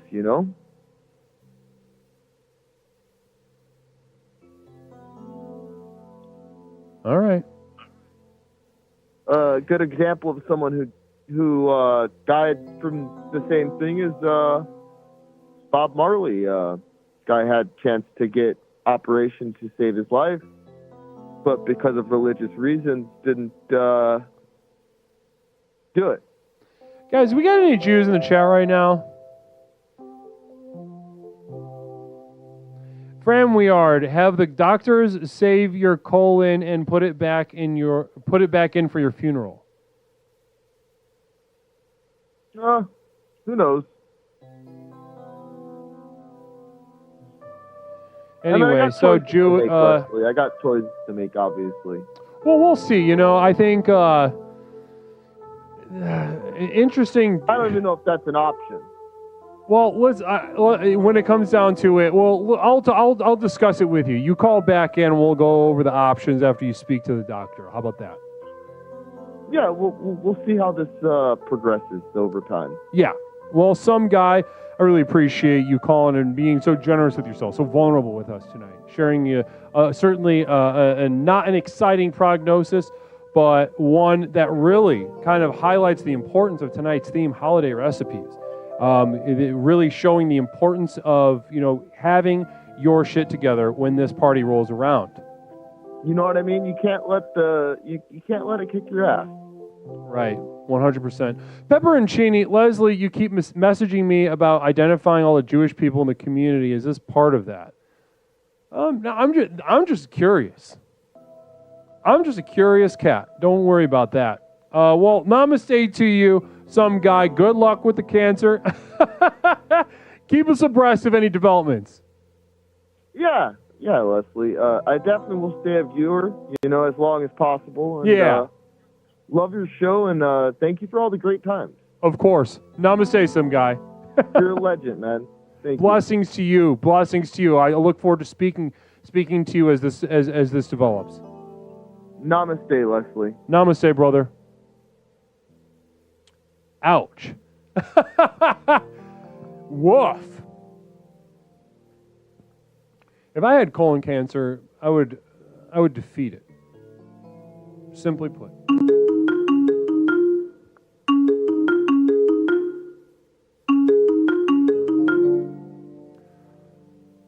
Mary Lou, have a wonderful evening. Namaste. Caller, welcome to Explorations with Leslie Tanner. My name is Leslie. What is something I can call you tonight? Hey, Leslie, it's Dee Dee. Dee Dee, how are we doing? We're doing pretty fine. How are you tonight, Leslie? Oh, probably got to be better than that last guy. Let's get that vibe up, huh? He was talking to us about having cancer. What a bummer. Yeah, big time. Well, let's Dee Dee, let's talk about something other. Do you have cancer? I don't. Not at the moment, at least. Wonderful. Well, that's already we're doing better than the last one. So let's chat. Tonight we're talking about holiday recipes, Dee Dee. I'm going to take you right to task of the subject of the theme. Holiday recipes. Now, do you have a thing that you bring to holiday parties that you're known for? I'm not known for it. I don't really cook, so usually my dad makes some stuff for Thanksgiving. Okay. He makes a big old turkey and he stuffs bacon bits in the skin. Ooh, that's nice. Yeah, he goes crazy with the stuffing, honestly. I'm a big cranberry sauce guy, so maybe Me too. I'll get into that. Love that stuff. Do you guys do the canned cranberry, or do you actually make the sauce on the stove? Oh, we make that shit. Make it good. Love that. Love Yeah. that. It's been a while since I've gotten that fresh shit. That fresh stuff. Yeah. Makes the stuff that makes you rub your tummy. Right. Well, listen, I think at some point, so your dad's the cooker, right? Your dad's the main facilitator? Yeah, he's the cook. He's the chef, chefing it up. He owns the kitchen. Well, listen, one thing I want you to think about is there will come a time that, Simba must usurp Mufasa. Let's put it that way. Oh, yeah. There will come a time that you will have to defeat and replace your father as the patriarchal force in the kitchen. Larry Picklejar says, Dee Dee, does your dad save the grease after cooking the bacon? No, not usually. Well, it's like it cooks into the chicken. He puts it in the chicken, so it's like raw when he puts it under the skin? Or the turkey, sorry. But it's raw when he puts the chopped up raw pieces under the skin. Yeah, I think so. I think that's his method. Okay, interesting. I have to take a closer look next time. Yeah. Well, you're gonna have to study because you will. It's an unfortunate, reality for many people who they live in a family that's loving, supportive, but at some point you'll have to dethrone him, and how it's important to think about that. Yeah, absolutely. Just kind of undermine his stance. Yeah. So, real quick communal vision from Arrow OK. Caller, your father is to you what the colon cancer is to Dee Dee. So, interesting way to think about it. Any response? I'll have to ponder on that one, meditate on it, Well, this is Dee Dee. So, your father is to you what the colon cancer is to Dee Dee. You mean some guy? Mix it up. Yeah. Stone Monster, yeah. D to the D, bringing the cranberries back in style. Zombie, zombie, zombie. That's a good song. I like that one. Me too. I love that song. Real fun, and I knew immediately what he was doing with it. We had a little dance with him. Okay, so let's start us off. If you had to pick, imagine the spread in front of you, right? Your father's been at work, all day. He got up early. Maybe he even started last night. Sitting down for dinner, you see the normal spread. Delicious, immaculate, wonderful. If you were going to pick one thing on that table upon which to begin your sojourn of usurping your father's authority in the Thanksgiving kitchen, what one thing do you feel best suited to start that sojourn? I definitely think the turkey. Yeah, it's his main dish, and it doesn't seem that hard. It's just a dead bird.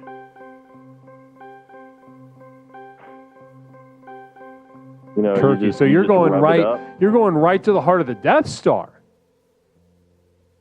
Well, you know, it's kind of, when you're doing anything else, all you're doing is kind of barely breaking skin. When you get to that turkey, you know, you're just starting where you start. No, I love it. I love it. It's ambitious, and it shows that you're hungry and thirsty. You're ready to enter the animal kingdom. We're not talking to a little cub. We're talking to a man who's ready to take what's his.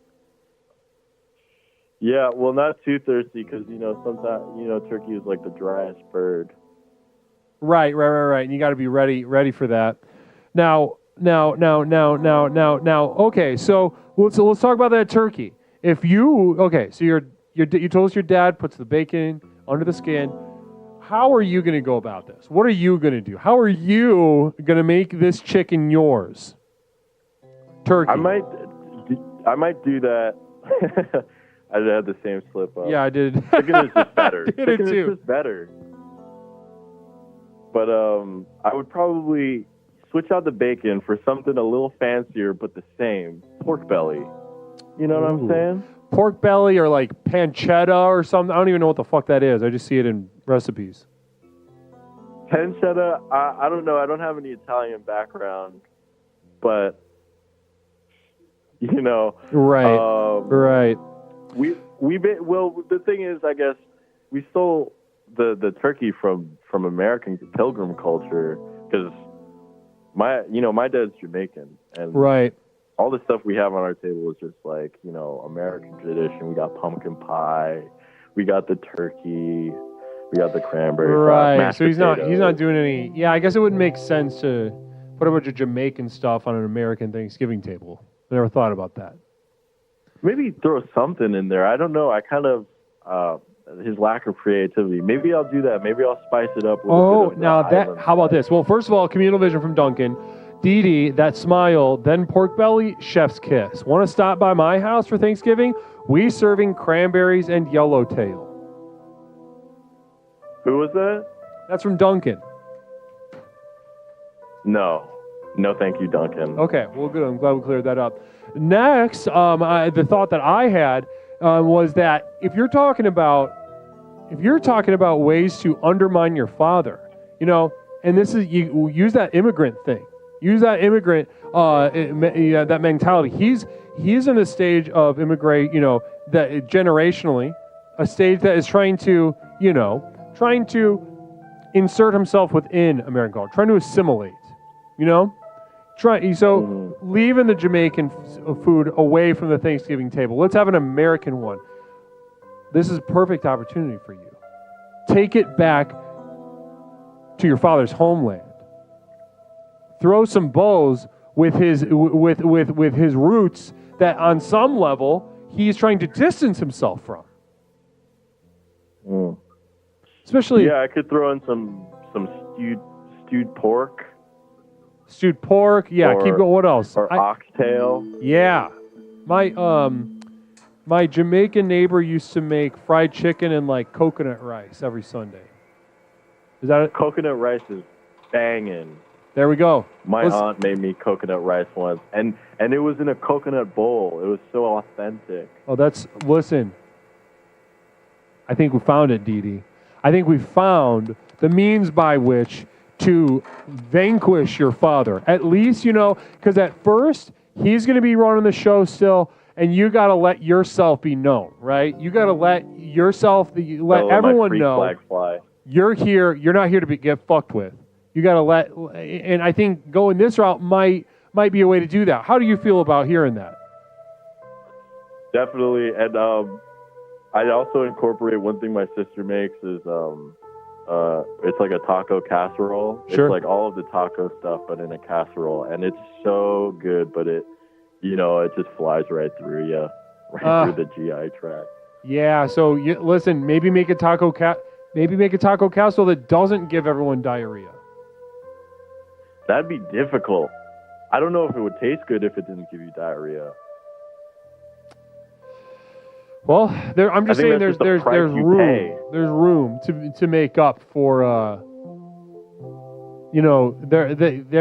they're bringing stuff that's just is lacking a little bit.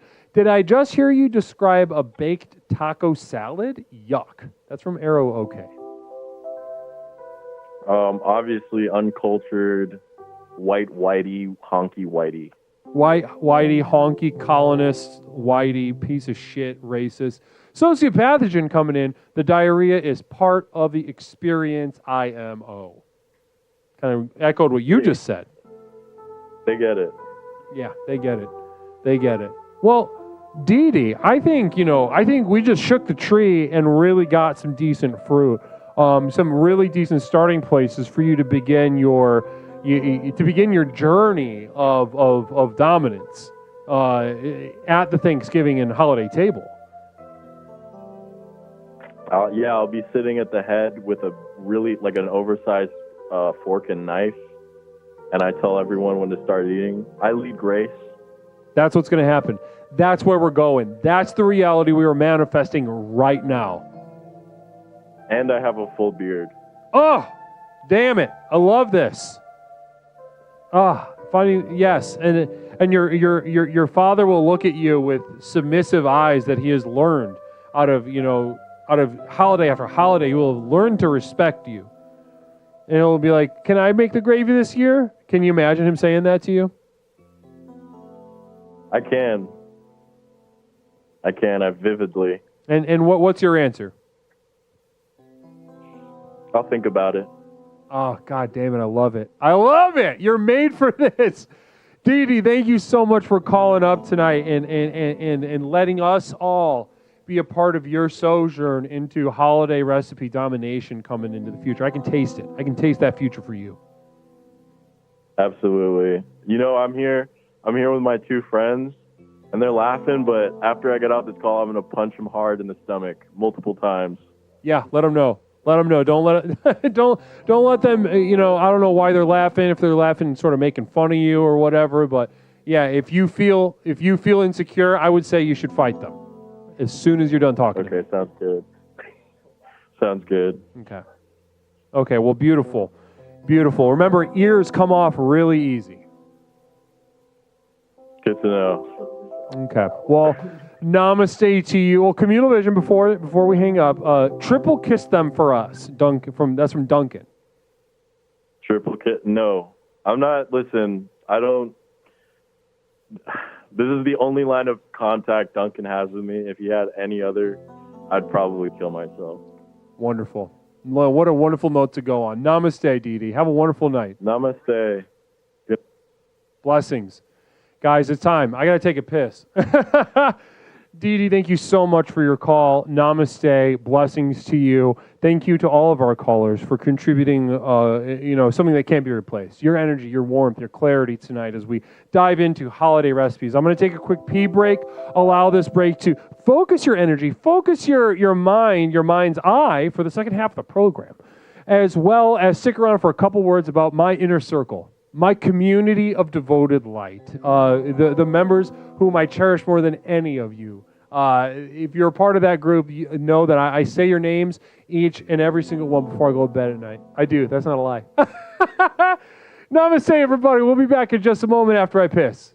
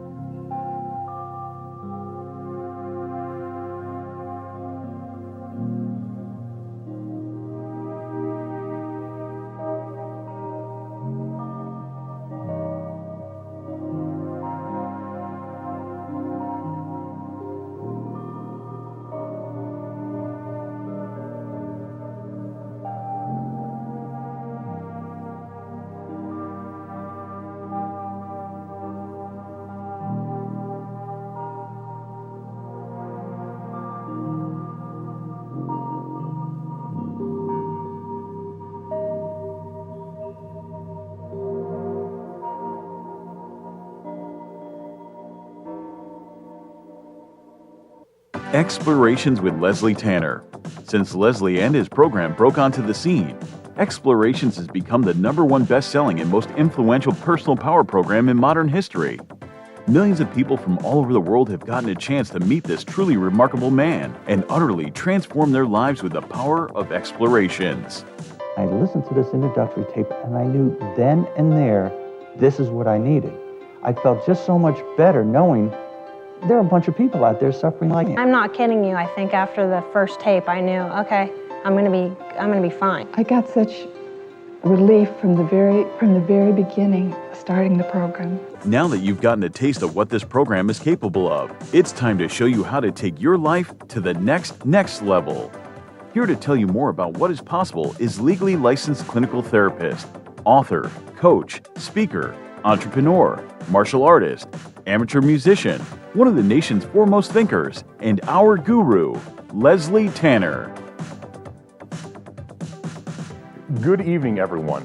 Whether you've been with us since the very beginning and have watched Explorations work wonders in your life, or you're joining us for the first time tonight, I say namaste to you.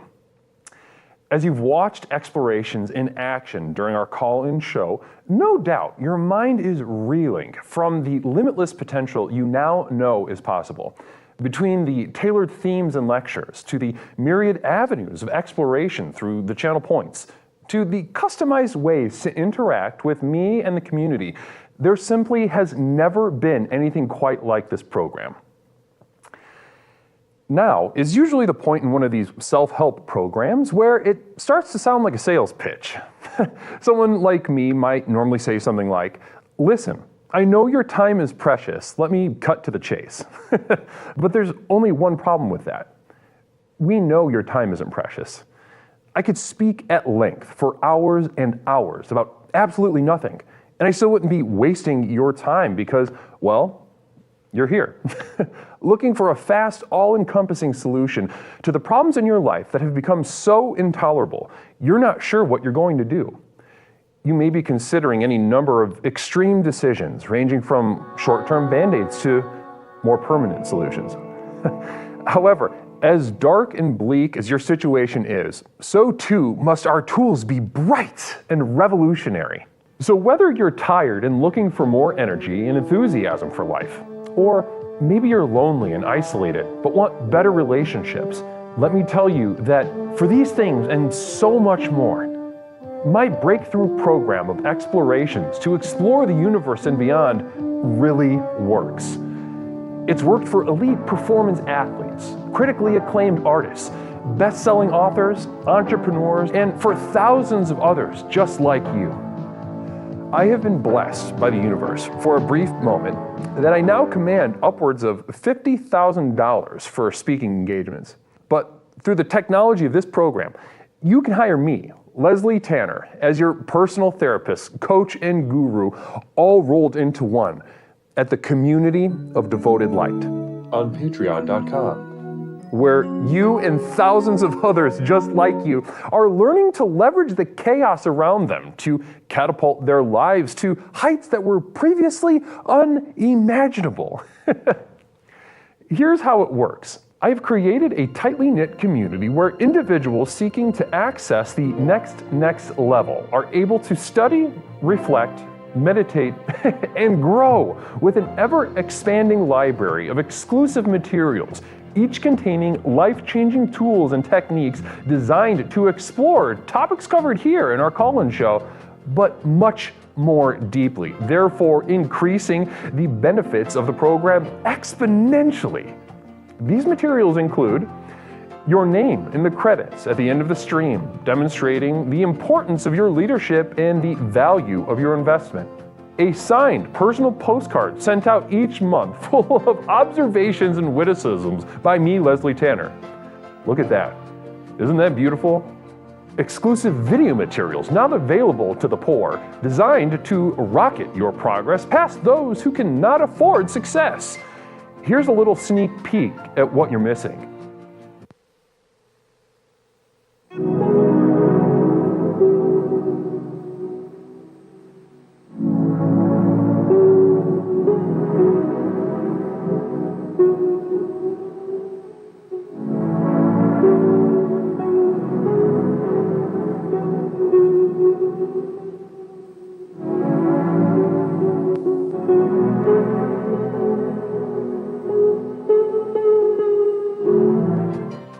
downloads of all specially crafted music used in our productions here and elsewhere that have accompanied your journey thus far.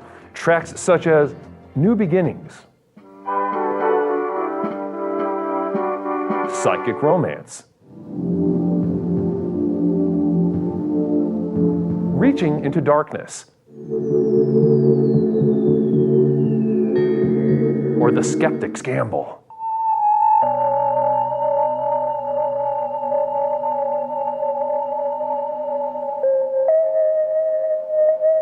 Exclusive archival prints such as these, channeled and honed by myself, Leslie Tanner, upon which you can guide your own meditations at home. I'm not an artist, nor do I claim to be. These visions are a burden and cause me immense suffering. But I do it for you. Now, you might expect that a program like this would cost thousands of dollars, but because I'm offering this to you through the internet, these life-transforming materials can be yours for the monthly cost of a few cups of coffee on your way to work. With access to these materials, regardless of your level of investment, you will also be receiving a complimentary download of our landmark track, The Sojourn Begins, as a thank you. So does this sound good to you? Well, what are you waiting for? If you are ready to join the thousands of others who have already committed to the final journey to access the next level, simply type Final Journey into the chat and you will be guided with further instructions. One thing I can promise you is that however massive your problems are, however abject and humiliating your life has become, I have created something so simple yet so profound in this program, you'll be absolutely flabbergasted by the results. Now, let's get back to the program. Namaste. Welcome back, ladies and gentlemen, brothers and sisters of the Explorations community. Namaste to you. My name is Leslie Tanner, host of Explorations with Leslie Tanner, the program with which we explore the universe, both inside and out, to unlock and unleash the power within. Now, that was a couple words about my community of devoted light at patreon.com. For the price of a cup of coffee a month, one latte a month, I can send you a postcard. You can get access to the podcast of Devoted Light, where I address each of you in more depth, in more detail, sharing bits of my personal life as well as exploring these topics in a much more deep and profound sense. Music downloads, I'm talking about a couple updates, though, as far as that. We're going to update that commercial at some point, but a couple updates. The videos, so the videos have receded into more of a pre-production development situation. Sort of pre-production development situation, because they started taking more production work to get going. So that's where that's at. So I couldn't do that like weekly or bi-weekly anymore. So what we did was switch to a podcast, and we've got the podcast of Devoted Light. So if you're throwing a couple bucks in the pot and you want to be a part of it, get into these podcasts. They're amazing. They're so fun. And so many really beautiful, wonderful tools that I can give you without having to worry about TOS being on my back. But also, if you are a part of my, or are considering upgrading your membership in my community of Devoted Light to the $25 a month tier, I will no longer be selling quarterly prints. We did that. We ran through it. I just put the last ones in the mail at the end of the week last week. So if you were waiting on one, you got one coming to you. But from now on, and I'm going to work on this already. I am making a VHS tape every 3 months. I'll be sending a VHS tape to my $25 a month tier. For every 3 months, you'll get a new VHS tape from me, Leslie Tanner, a real life tape full of tools that you can't get anywhere else. Very few eyes will ever see them. Please let me give this to you. Namaste to you and blessings to you. That's right. I was seeing them then move. Now the people in my old house are getting them. They will join the fold. Update your, message me your address. We got to get you the postcard. Come on now. I'm eating this, I'm going to open the lineup in just a moment, but while I was on my break, I started eating this Nature Valley. Let's get a little zoom up on that. I'm sure you can read that. Nature Valley Apple Crisp flavor granola bars. It's awesome.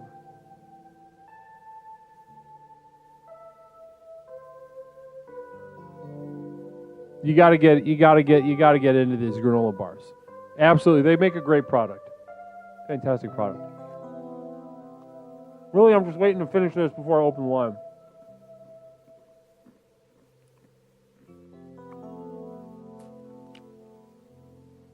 You know what's a nice little snack?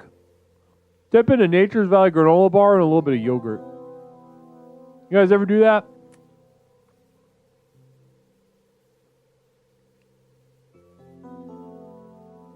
Love them. Yeah, we can get Nature's Valley on the horn.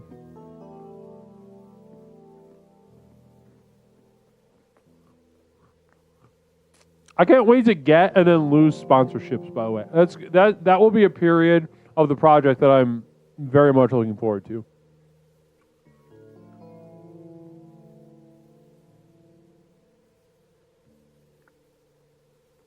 Yeah, Church, you gotta try it. You gotta try it. Wonderful. All right, I got half of one of the bars left. I'm gonna save it. Now let's open this line. Tonight we're talking about holiday recipes, everybody. Holiday recipes. We've explored the importance from various angles of why you need to have a hot together recipe in your back pocket. It is. And pretty much what I have found as a therapist, if somebody is saying that something is really important to them for positive reasons, like Christmas and the holidays, Thanksgiving and the holidays, being about merriment, being about togetherness, being about etc., without a doubt, the enthusiasm with which they are telling you about it, bitch, that pendulum swings both ways. Something very deep and dark is being repressed.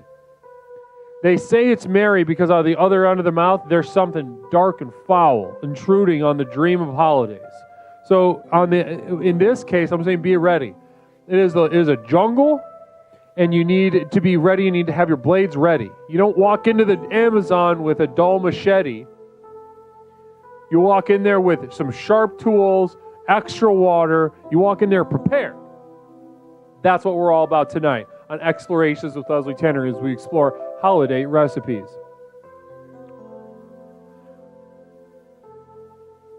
Seven 240-8953. The line is now open. Main Doors Private Club says, tried a salted caramel almond granola bar once. It was so good. That sounds so good.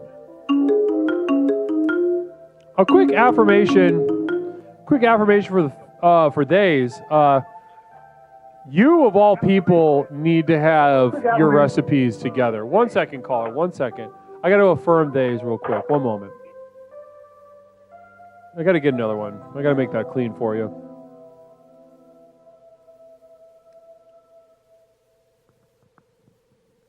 For the days, listen. You of all people need to walk into the octagon with your shit together. You're an underdog. Nobody, I won't say nobody respects you, but I will say that, if you're looking to defeat, the power is not in your favor, is what I'm trying to say. The power is not in your favor. And that can work, that works against you in most areas of your life. Your life involves more suffering, more misery. However, at times like this, when you enter that octagon and you upset somebody that maybe even doesn't respect the way that you are because you brought the apple crisp, because you brought the pumpkin loaf with the cream cheese frosting and you put tasteful little amount of cranberries in that pumpkin loaf. Imagine the minds of the people that don't respect your way of life having to deal with the fact that you just trounced them. You just publicly trounced them when they did not see it coming from the side, like the old raptor in Jurassic Park. except they didn't even have the wherewithal to look and say, clever girl. They're just getting crushed by a they. Let's go ahead and answer the phone. Caller, welcome to Explorations with Leslie Tanner. My name is Leslie. What is something I can call you tonight? You can call me P-Cat. P-Cat! It's good to hear from you, P-Cat. Communal vision already from Diddy's Mop. One thing I do to lessen holiday stress is to buy baby carrots and stick each one up my ass, and I can relax as they all eat my ass carrots. Beautiful. We could all use a little holiday stress relief technique, and appreciate you sharing that one with us. Thanks so much, Diddy's Mop. P-Cat, moderator, good to hear from you. How you doing tonight? I'm doing okay. How are you? I'm doing great. I'm having a good, I feel like we're working hard tonight, but we're still having some fun. How do you feel about tonight? Yeah, that. What I said? Work. Yeah, what you said. You feel what I said? Yeah, I think what you said is fine. It's fine. Fine enough for you to put your name. You sign the petition. Yeah, you can put me on that list, yeah. Right on. Beautiful. I love that. And that's why you're such a crucial moderator here. I love that stance that you take. Thank you, Guru. Absolutely, P-Cat. Now, P-Cat, is something tells me you got something cooked up in that old noggin of yours, because you often don't call for no reason. You call because you got something to share. That's right. Well, let's get into it. We're talking about holiday recipes, the importance of having, your blades sharpened, your gun loaded. Talk to me, P-Cat. Talk to me about holiday recipes. What do you got? Okay, well, I forgot about this dish that I made. It was like my regular dish to bring. Well, one of them, I had a few different ones that I would bring, but I haven't done this in a while. So, but what I would bring to the party is, and what got me going on this is Misha's deviled eggs. Because this is sort of like deviled eggs, but with bonus. Okay? Yeah, VJ Party Cat. That's right. So, okay, so get this. So make your egg salad. Like your egg salad, though. We're talking egg salad, which is basically the same as deviled eggs. It's just kind of reconstructed, right? Yeah. I would say cousins, sisters. Yeah, they're totally related. Do you think egg salad's a girl? What? If you had to gender, egg salad. Egg salad? I would say male. Really? Interesting. You get a masculine vibe from it? Yeah. Okay, continue. Yeah. Okay. So you make your egg salad like really fine, right? Like you use a egg slicer tool, and you turn the egg both ways so it gets cubed in 2 dimensions. And then there's a third dimension. I don't know. It just ends up in your egg salad, okay? So you do that. You put all your eggs through the thing. They've been hard-boiled. They've been peeled, okay? Right. You can get them at Costco, already boiled, already peeled, organic. They're delicious, okay? So you get that, and you squish all those. And then before you put anything else in there, you put some salt and pepper. Put tons of pepper, but salt to taste. Like Mish said, because you're going to be adding some mayonnaise, which already has salt, but also sour cream, okay? So sour cream makes it deluxe. All right. Wow, okay. So we're putting sour cream in the masculine egg salad. Yes, that's right. And that gives it a thicker form, so it's not so gloopy, although gloopy can be good, but Communal vision, real quick, communal vision from Pepperoncini. What's the salad that has macaroni in it? I want to call it macaroni salad, but that just seems too obvious. I mean, that would be, noodle pasta salad? Yeah, maybe. Or mac and cheese salad? No, that can't be right. I'm not really sure. Good question, though. Yeah, really sharp question. Thanks so much, Cheen. Continue on with the recipe, though. So we dice them in like 4 dimensions. They're cubed up. Right. We're making the salad, and you put sour cream in it. Right. But first you put in the salt, the little salt and pepper, lots of pepper, little salt to taste, because you want that to stick to the eggs before the binding agent shows up, right? Interesting. Pepperoncini with a communal vision. Yep, that's it, VJP. Thanks. You got it, Gene. Anytime. Okay. Beautiful. All right. I knew I was on to something there. So, okay. So then, so you're going to bind it now, right? It's got like the seasoning in it. Woohoo! Psychic emergency. 1 second. Shoot, shoot.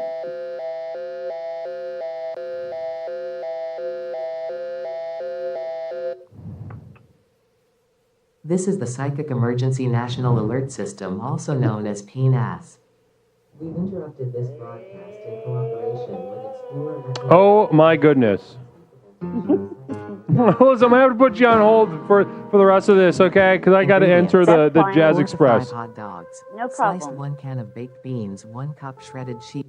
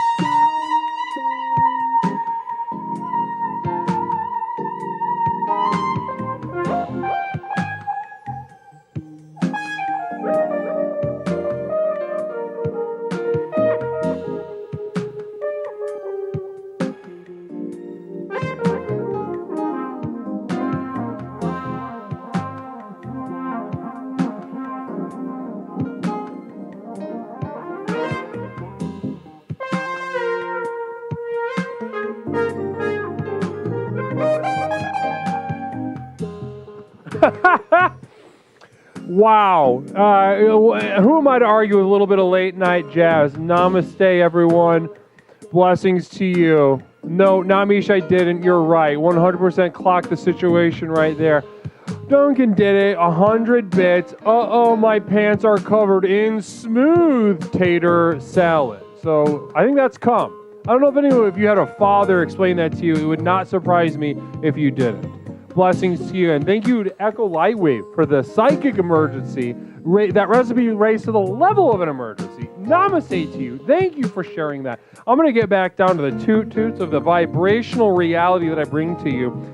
Accept this spiritual energy. The spiritual energy is for you. It is for you to feel, not to understand, to experience, to utilize. Namaste, everybody. Let it happen.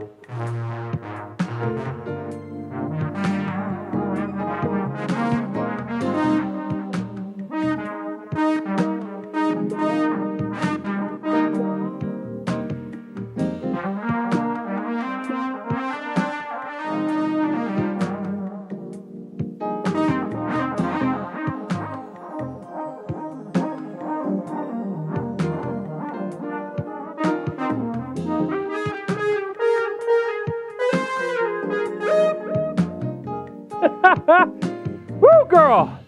Arrow OK gifting a sub. Blessings to you. Night of Zeal gifting out 10 community subs.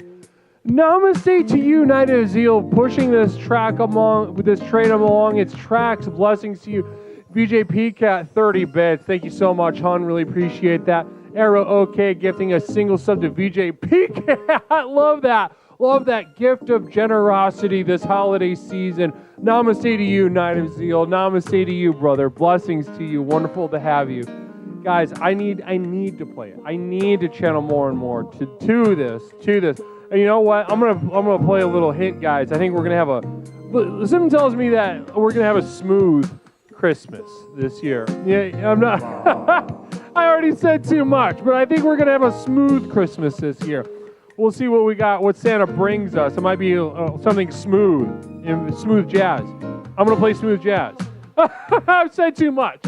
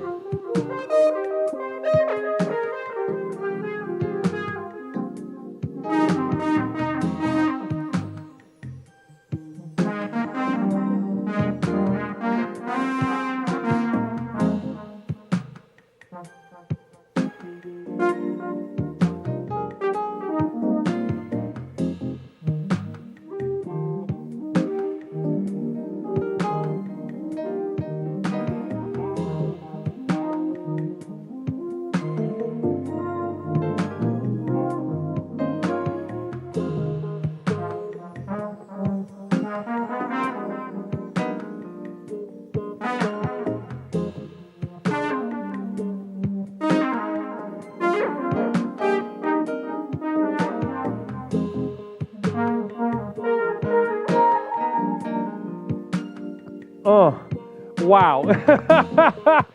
Gigantifying emo from the Stiglitz. Blessings to you, 30 bits. Brother, wonderful. Thank you so much. Really appreciate that. Namaste to you.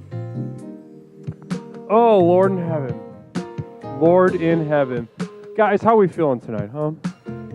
It's a little bit of late night jazz. A little bit of a meditative, introspective sojourn via jazz, right? At that beginning, it's hot. We're feeling the energy. But as we get a little later into the night, it's a slower burn. It's about the space in between the notes. It's about the silence as much as it is about those notes. And isn't spirituality the same way? Don't we often find truths within the disregarded space? Call that nothingness. Isn't there often truth in nothing?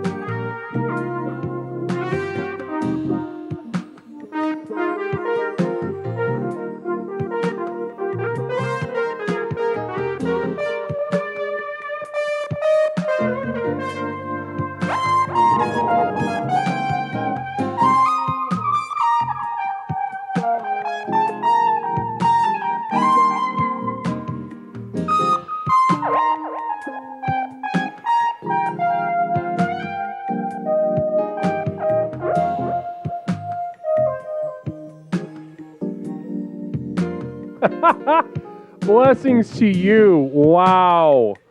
Arrow OK, generous beyond generosity. Ladies and gentlemen, if you're looking for somebody who has single-handedly elevated the production of this program into the future, namaste, look no further than Arrow OK, throwing down 3,290 bits, slapping that fat cock onto the table, saying, I'm winning this year. I'm winning this, and you know that boy's got a recipe to bring to the table. If he's bringing that, if he understands the importance of a program like this. And he certainly understands the importance of bringing your A game, not to get caught asleep at the wheel at the holiday party. Okay. Even if it's just in the chat, let us know what you're bringing the holidays this year. Lord knows it's going to be good. Maybe something a little vegan. Maybe something, because you asked about the flax egg. If I had to guess, it'd be vegan. There's plenty of space to dominate with vegan. And also on top of it, the fact that you're bringing a vegan thing, really impressive. If you can get one of the knuckle draggers in your family to kind of just admit, like, yeah, I like the vegan thing. And just kind of do the math, like, am I gay? Am I gay? Am I gay? And then the question just kind of, they don't answer it. It kind of just evaporates into the ether. But you planted the seed. You made them question, and you also, that's a massive W. If you're looking for a way to dominate a patriarch, a traditional patriarch, trick them with some vegan shit. It'll shake them to their core. Namaste.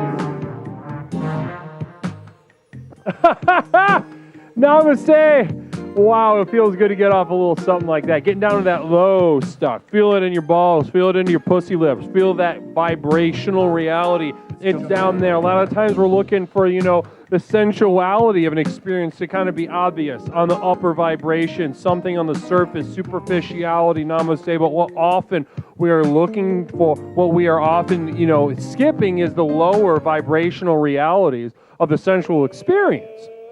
The lower vibrations of the sensual experience. Namaste to you.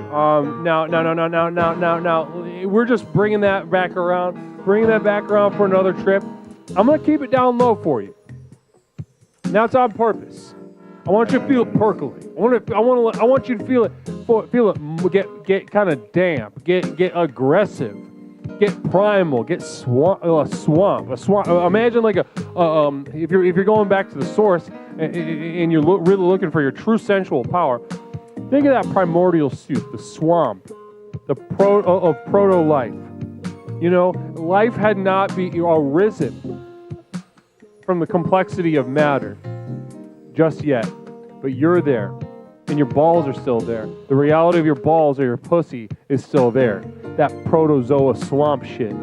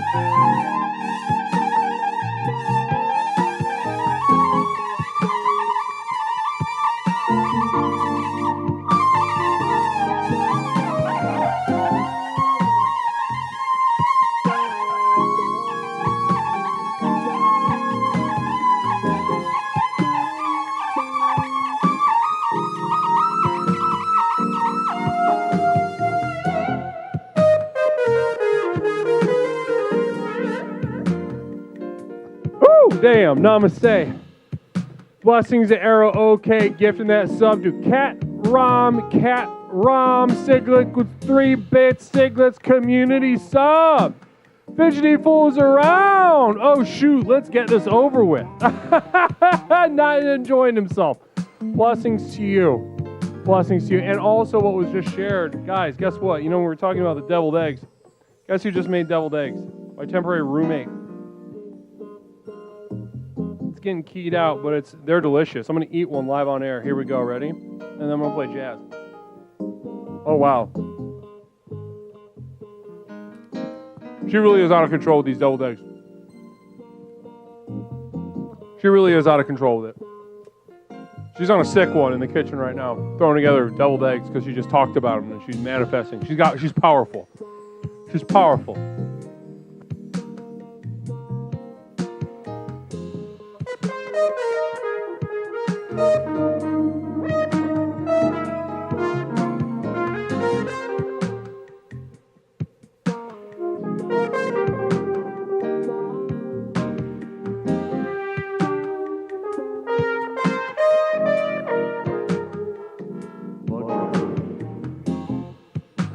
Namaste. Blessings.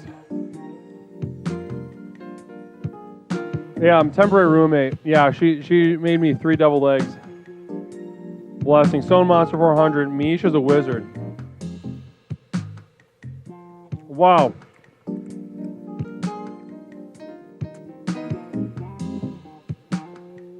Yeah, she really is on a sick one in there. It's kind of crazy. I put paprika in the filling, but they're topped with dill. Yeah, I don't taste the paprika. I'm kind of going along the lines with whoever said earlier that that paprika does nothing. I'm kind of on your side. I never really taste it. But there's a magic happening. She really is that bitch with these things. If it was missing, you would notice. No. I disagree. I'd know. Or I wouldn't know, or something. Namaste, beautiful. Absolutely gorgeous. It's kind of weird to see me in normal style. Gorgeous. Jazz Express. I want to thank everybody who contributed so much to that. Really amazing stuff. Really beautiful stuff. Really keeping this program alive through the majesty of jazz. And once again, I just want to reiterate, because I went to school to play, I went to, one of the worst decisions I ever made in my life was to go to school to play music. And jazz specifically was my focus for a while. So I went to school with a lot of jazz musicians. Some of them are still playing jazz. And through Jazz Express and you all, I want you to know that you're part of something very special, and that it's one of the pettiest things of I allow myself a little treat. Because through the majesty of this program and Jazz Express, I'm a more successful jazz musician than the vast majority of people that were better than me in school at that moment in time. I've surpassed. Well, and also now I'm on the spiritual kick, and I'm kind of channeling something else totally different, and it stylistically wouldn't be that comparable at this point, but except for the fact that I'm better because I'm more successful. And thanks to you all. Namaste. Blessings to you in Texas. What's in Texas? I went to school in Texas. Is that what you're saying? Is it weird if she says, I want you to feel you? No, that's not weird. That's normal.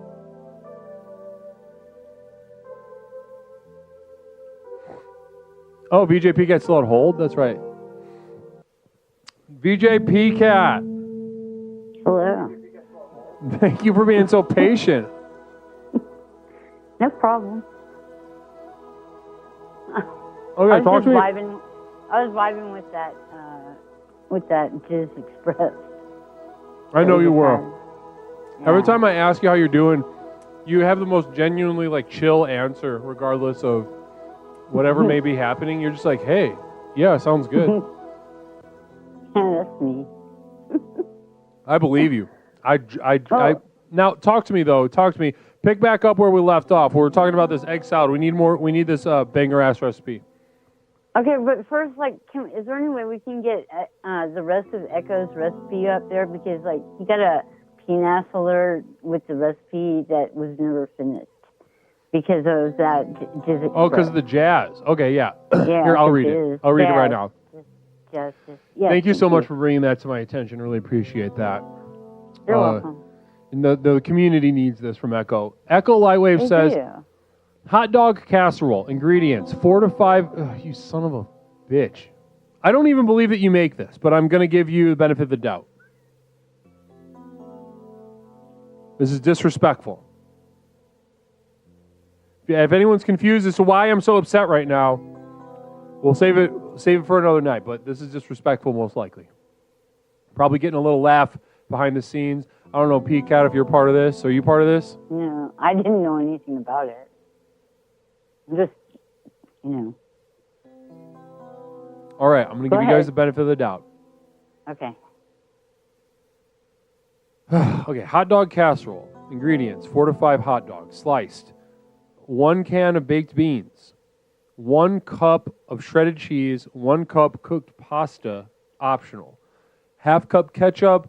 1 tablespoon mustard. Salt and pepper to taste. Instructions, preheat oven to 375 degrees Fahrenheit, 190 degrees Celsius. Mix hot dogs, baked beans, ketchup, mustard, pasta, if using, salt and pepper in a casserole dish.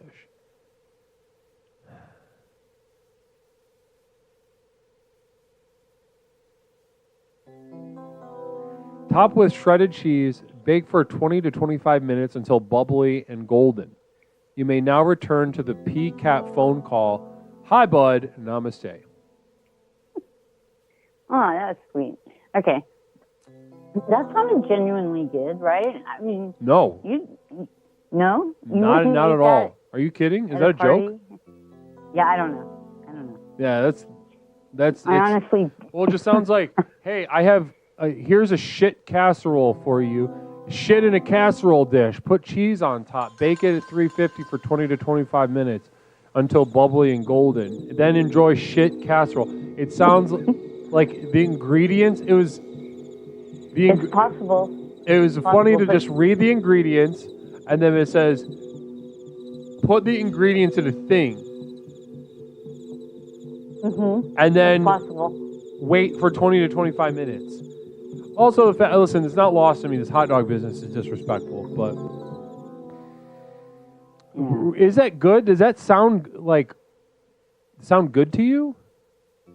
Well, I don't, it might be, I don't know. I honestly didn't hear the ingredients because I was just kind of hypnotized by the whole situation. Right. Kind of just overwhelmed you. Yeah. Not me says that's what all casseroles are. They may be. That's true, but. Right? Yeah. I mean, I don't think it was, I doubt it was meant disrespectfully because, I know, we all worship the gurus. There's no disrespect. I'm giving you guys the benefit of the doubt. I'm giving you guys the benefit of the doubt right now.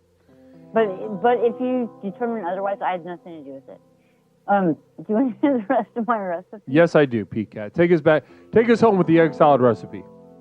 Okay, so let's just recap real quick. So we took some egg salad that we cubed up with our little wire egg slicing tool. Communal vision from Diddy's mop. If she could just be rolled in with a few hot dogs in her vagina in a wheelbarrow, I think it would have the same effect. As what? I don't really know what that means. If she could just be rolled in with a few hot dogs in her vagina in a wheelbarrow. The prepositions in that sentence are all over the place. I can't really. Yeah. In her vagina in a wheelbarrow. Like, are the hot dogs in a wheelbarrow and then the wheelbarrow is into her pussy? Yeah, that's confusing. I need a diagram. Or maybe we stick the 4 or 5 hot dogs into the pussy, put her in a wheelbarrow, wheel her into the party. It could be that. I guess it all depends on your perspective. I guess it really does. That's beautiful. Now, let's continue. Eggs. Okay. We dice the eggs up 3D, 4D style. Right. And so they're in this bowl that you're going to add. Normally you would add mayonnaise, but you're going to add sour cream and mayonnaise. So like whatever you would normally put in there, put in like half of each of those. Okay? So it gets extra rich and extra thick.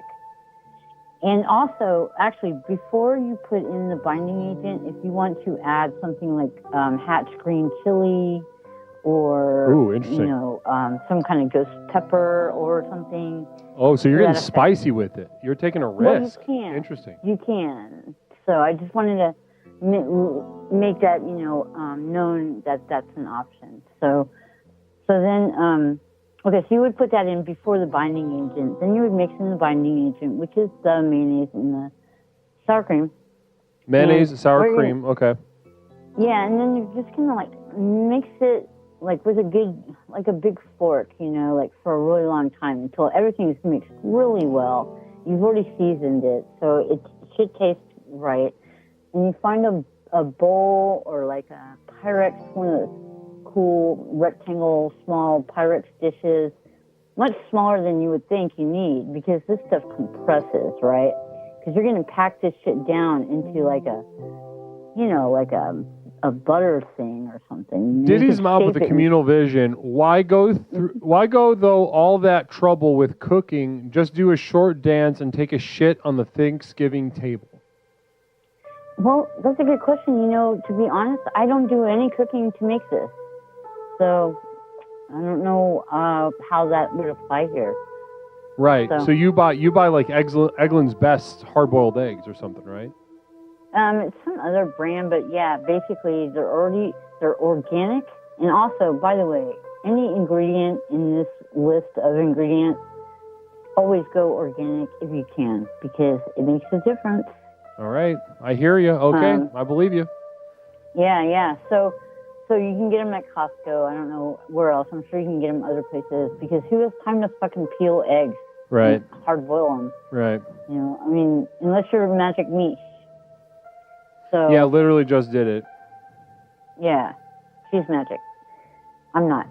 So okay. Maybe not magic, but maybe she's deviled egg magic. Devil magic. Well, her deviled eggs are powerful. It okay. sounds like it. This can be a theme. Everybody in chat starting for deviled eggs right now. Gears of War 15, namaste. Love that username too, because I love that game. Blessings to you. Welcome to the program of Explorations with Leslie Tanner. We're on the phone with VJP Cat going over her egg salad. So, okay, back to it. We're putting it in the smaller than you think Pyrex dish. Let's go. Right, we're almost done with this recipe, so hang in there here. Hi, bonus. Okay, so you're gonna cram everything into this dish so it's really compact, and you want to size the dish appropriately so that when it's all crammed in, you use a spatula to smooth it all out on the top, so that you want that the bottom or the edge of the dish to match with the top of the egg. So it's like flush. You want it flush, okay? Uh-huh. You can have a little room in there, but it's easier. It's better if you don't. If you don't, whatever, never mind, I'm stoned. Okay, so then you put this in the refrigerator, okay, and you let this chill for at least 3 to 6 hours, I believe is good, depending on your fridge temps. And then what you're going to do next is, this is what makes this so special. So you take it out of the fridge, and it's like a mold, right? So you put in a wet spatula around the edges on the inside of the container to loosen up the mold, and then you put a plate on top, turn it over, so it's sitting on top of the plate. You could put a piece of lettuce or something underneath that if you want garnish, right? A piece of kale or whatever. Mm-hmm. Okay, then what you're gonna do is get this. Okay, are you ready for this? ice this thing with sour cream. You're going to ice it like a cake, okay? You're going to ice this bitch with sour cream, make it all smooth, and just not too much sour cream, just enough to make an icing layer. Because next, what you're going to do is you're going to take some caviar. Now, I typically use regular black caviar, the kind that you eat on New Year's Eve and so forth, right? But you could use any kind. You could use, those big salmon roe eggs, or, any variety of colored. Salmon roe eggs? You incorporate salmon roe? Well, just caviar. Caviar like the black right. stuff. No, salty, yeah. Crunchy and pops in your mouth. Wow. Okay. Now, but wait. So what you're going to do is, now this thing is iced, right? And it's like in the shape of whatever dish that you use. Right. And then you're gonna take spoonfuls of this caviar and the juice that it came in, because you like the juice. And you put spoonfuls on top of this dish and let it drizzle down the side, the juice. And then you dig in with crackers and shit. Okay? Damn. So, Yeah. okay. So you listen, if you want, I was kind of just like along for the ride of that explanation. And I myself, if when I make this, I'm going to have to go back and watch the VOD and write that down. But basically, I mean, this is a massive one. This is a statement. Now, have you actually made this and brought it to a party? Oh yeah, many times. It's the hit. Wow. It's the hit. It's good. And so when you bring it, it's a hit, meaning they love you. They understand that what you've done is an act of dominance. Yes. So they're looking at, they're looking at you like baby birds in the nest. Right. Right. I take a bite and then I spit it down their throats.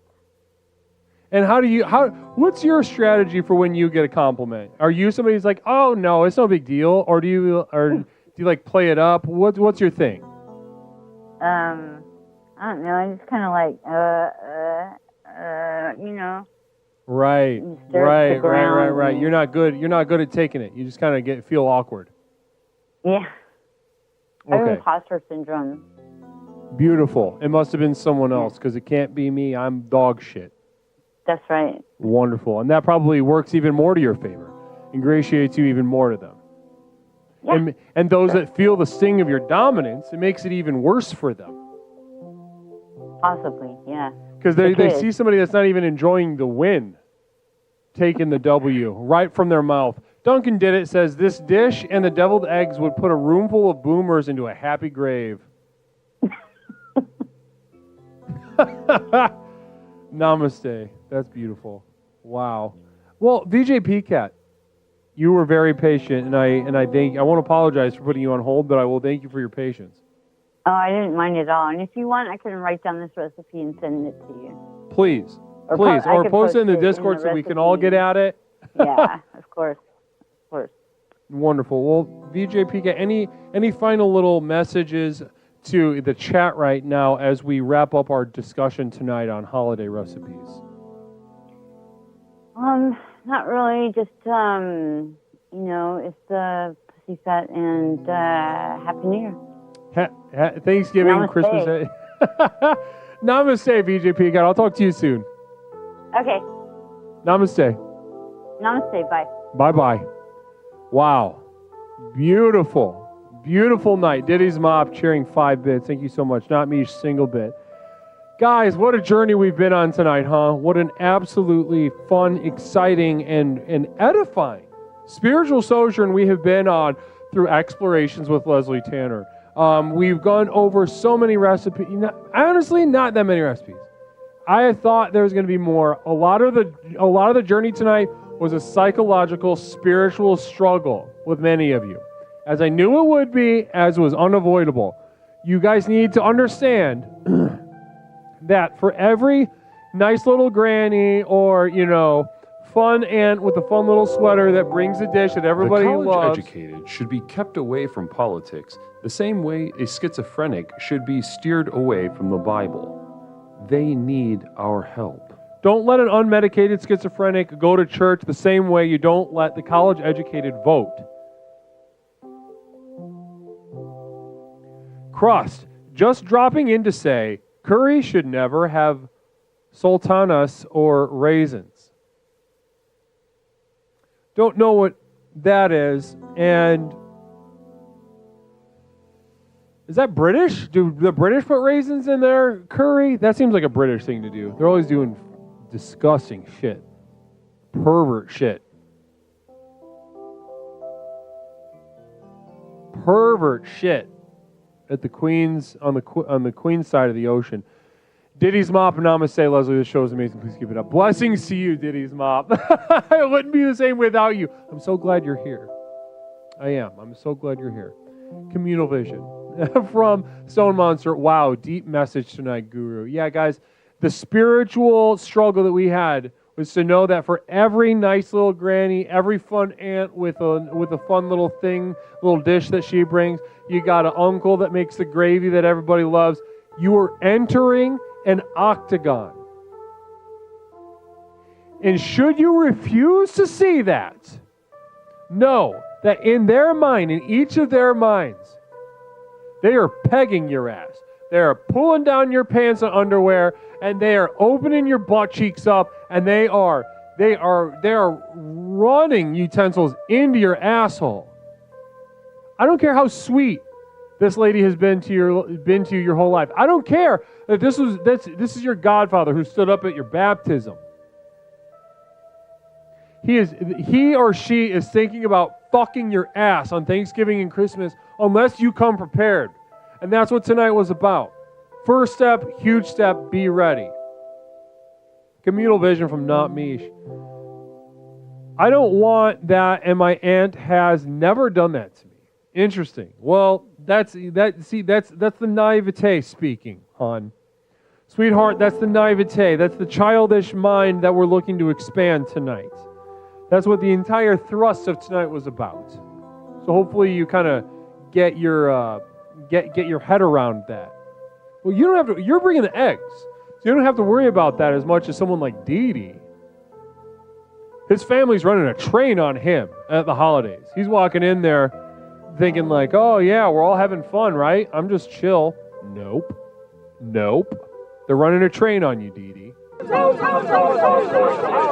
Not Mish with the 50 bits. Thank you so much, hon. Really appreciate that. Beautiful night tonight. Absolutely beautiful tonight. Diddy's Mop, 7 bits. Blessings to you. Thank you so much. And a Stone Monster Communal Vision. Thanks so much, Stoney. Why doesn't love pie? I mean, come on. Who doesn't love pie? I mean, come on. Some vile, soulless brains out in our world. Namaste to you. Are there people who don't like pie? Kick them out of the country. Kick them out of the country. Guys, it's been a beautiful night. We're going to be back tomorrow night. We had to make up tonight from last night because of the tech issues. We're just doing normal exploration time tomorrow at 8 p.m. We're getting back to normal time. We're no more creeping late night. Diddy's Mop, 5 bits. Blessings to you. I'll take it. Well, guys, what a beautiful, edifying, spiritually bolstering evening it was tonight to have with you through the program of explorations. Stone Monster says, toaster dead? Of course, Gaudi. Of course, Gaudi. It was my pleasure to be with you tonight. It was my absolute pleasure to be with you. And if anybody has any words about toaster, all right? Well, thank you all for being here. Guys, this was a beautiful stream. I loved being with you. I want to thank you for being here. Also want to thank my moderation team, VJ PCAT, Orchestra, Not Mish, everyone else, that's on that list. Fort was here for a while even. Doofus, JJ, I haven't seen you in a minute. Blessings to you. Jessica, saw you. Great. Missed you, Jessica. Also, my community of devoted light at patreon.com. Without your contribution and your accessing these tools to the next level, none of this could happen without you. Truly cornerstone to have you in my inner circle. Exclamation point final journey into the chat if you would like to enter my inner circle and avail yourself to the tools I have. Blessings to you. Now, guys, let's go ahead and raid Unfirm James.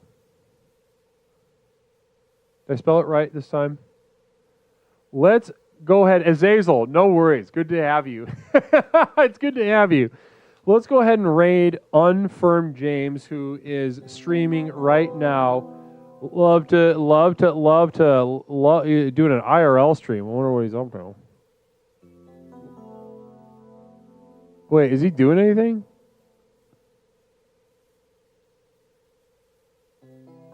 There's nothing happening. Never mind. Cancel raid. Nami says, I don't watch anything but this. Yeah, we'll be back tomorrow at 8. I don't know. I'm not raiding a black screen though. Let's see. Actually, let's raid hopefully, are you staying on? Let's see. She's up late. Yeah, she's on. She's not closing it out. Guys, somebody's up for Twitch Streamer Awards Hidden Gem. Goes by the name Nicole Belafonte. Guys, we can vote for Nicole Belafonte in the Streamer Awards Best Hidden Gem. That's right. Somebody in our neighborhood is up to receive an award. So let's go throw our energy over to Nicole Belafonte. Did I fucking spell? I spelled it wrong. Love the vibe over there. Nothing like it on this whole streaming site. And to watch, if she got an award, it would put me over the moon. I'd be absolutely happy to see Nicole Belafonte. Namaste. Guys, we'll be back tomorrow, though. Tomorrow at 8. Tomorrow at 8, we'll be back. Blessings to you. I'll see you all very shortly. Let's take this energy of love, of not love. We don't love, but, you know, not even like, really. Nobody has to like each other. Let's just go.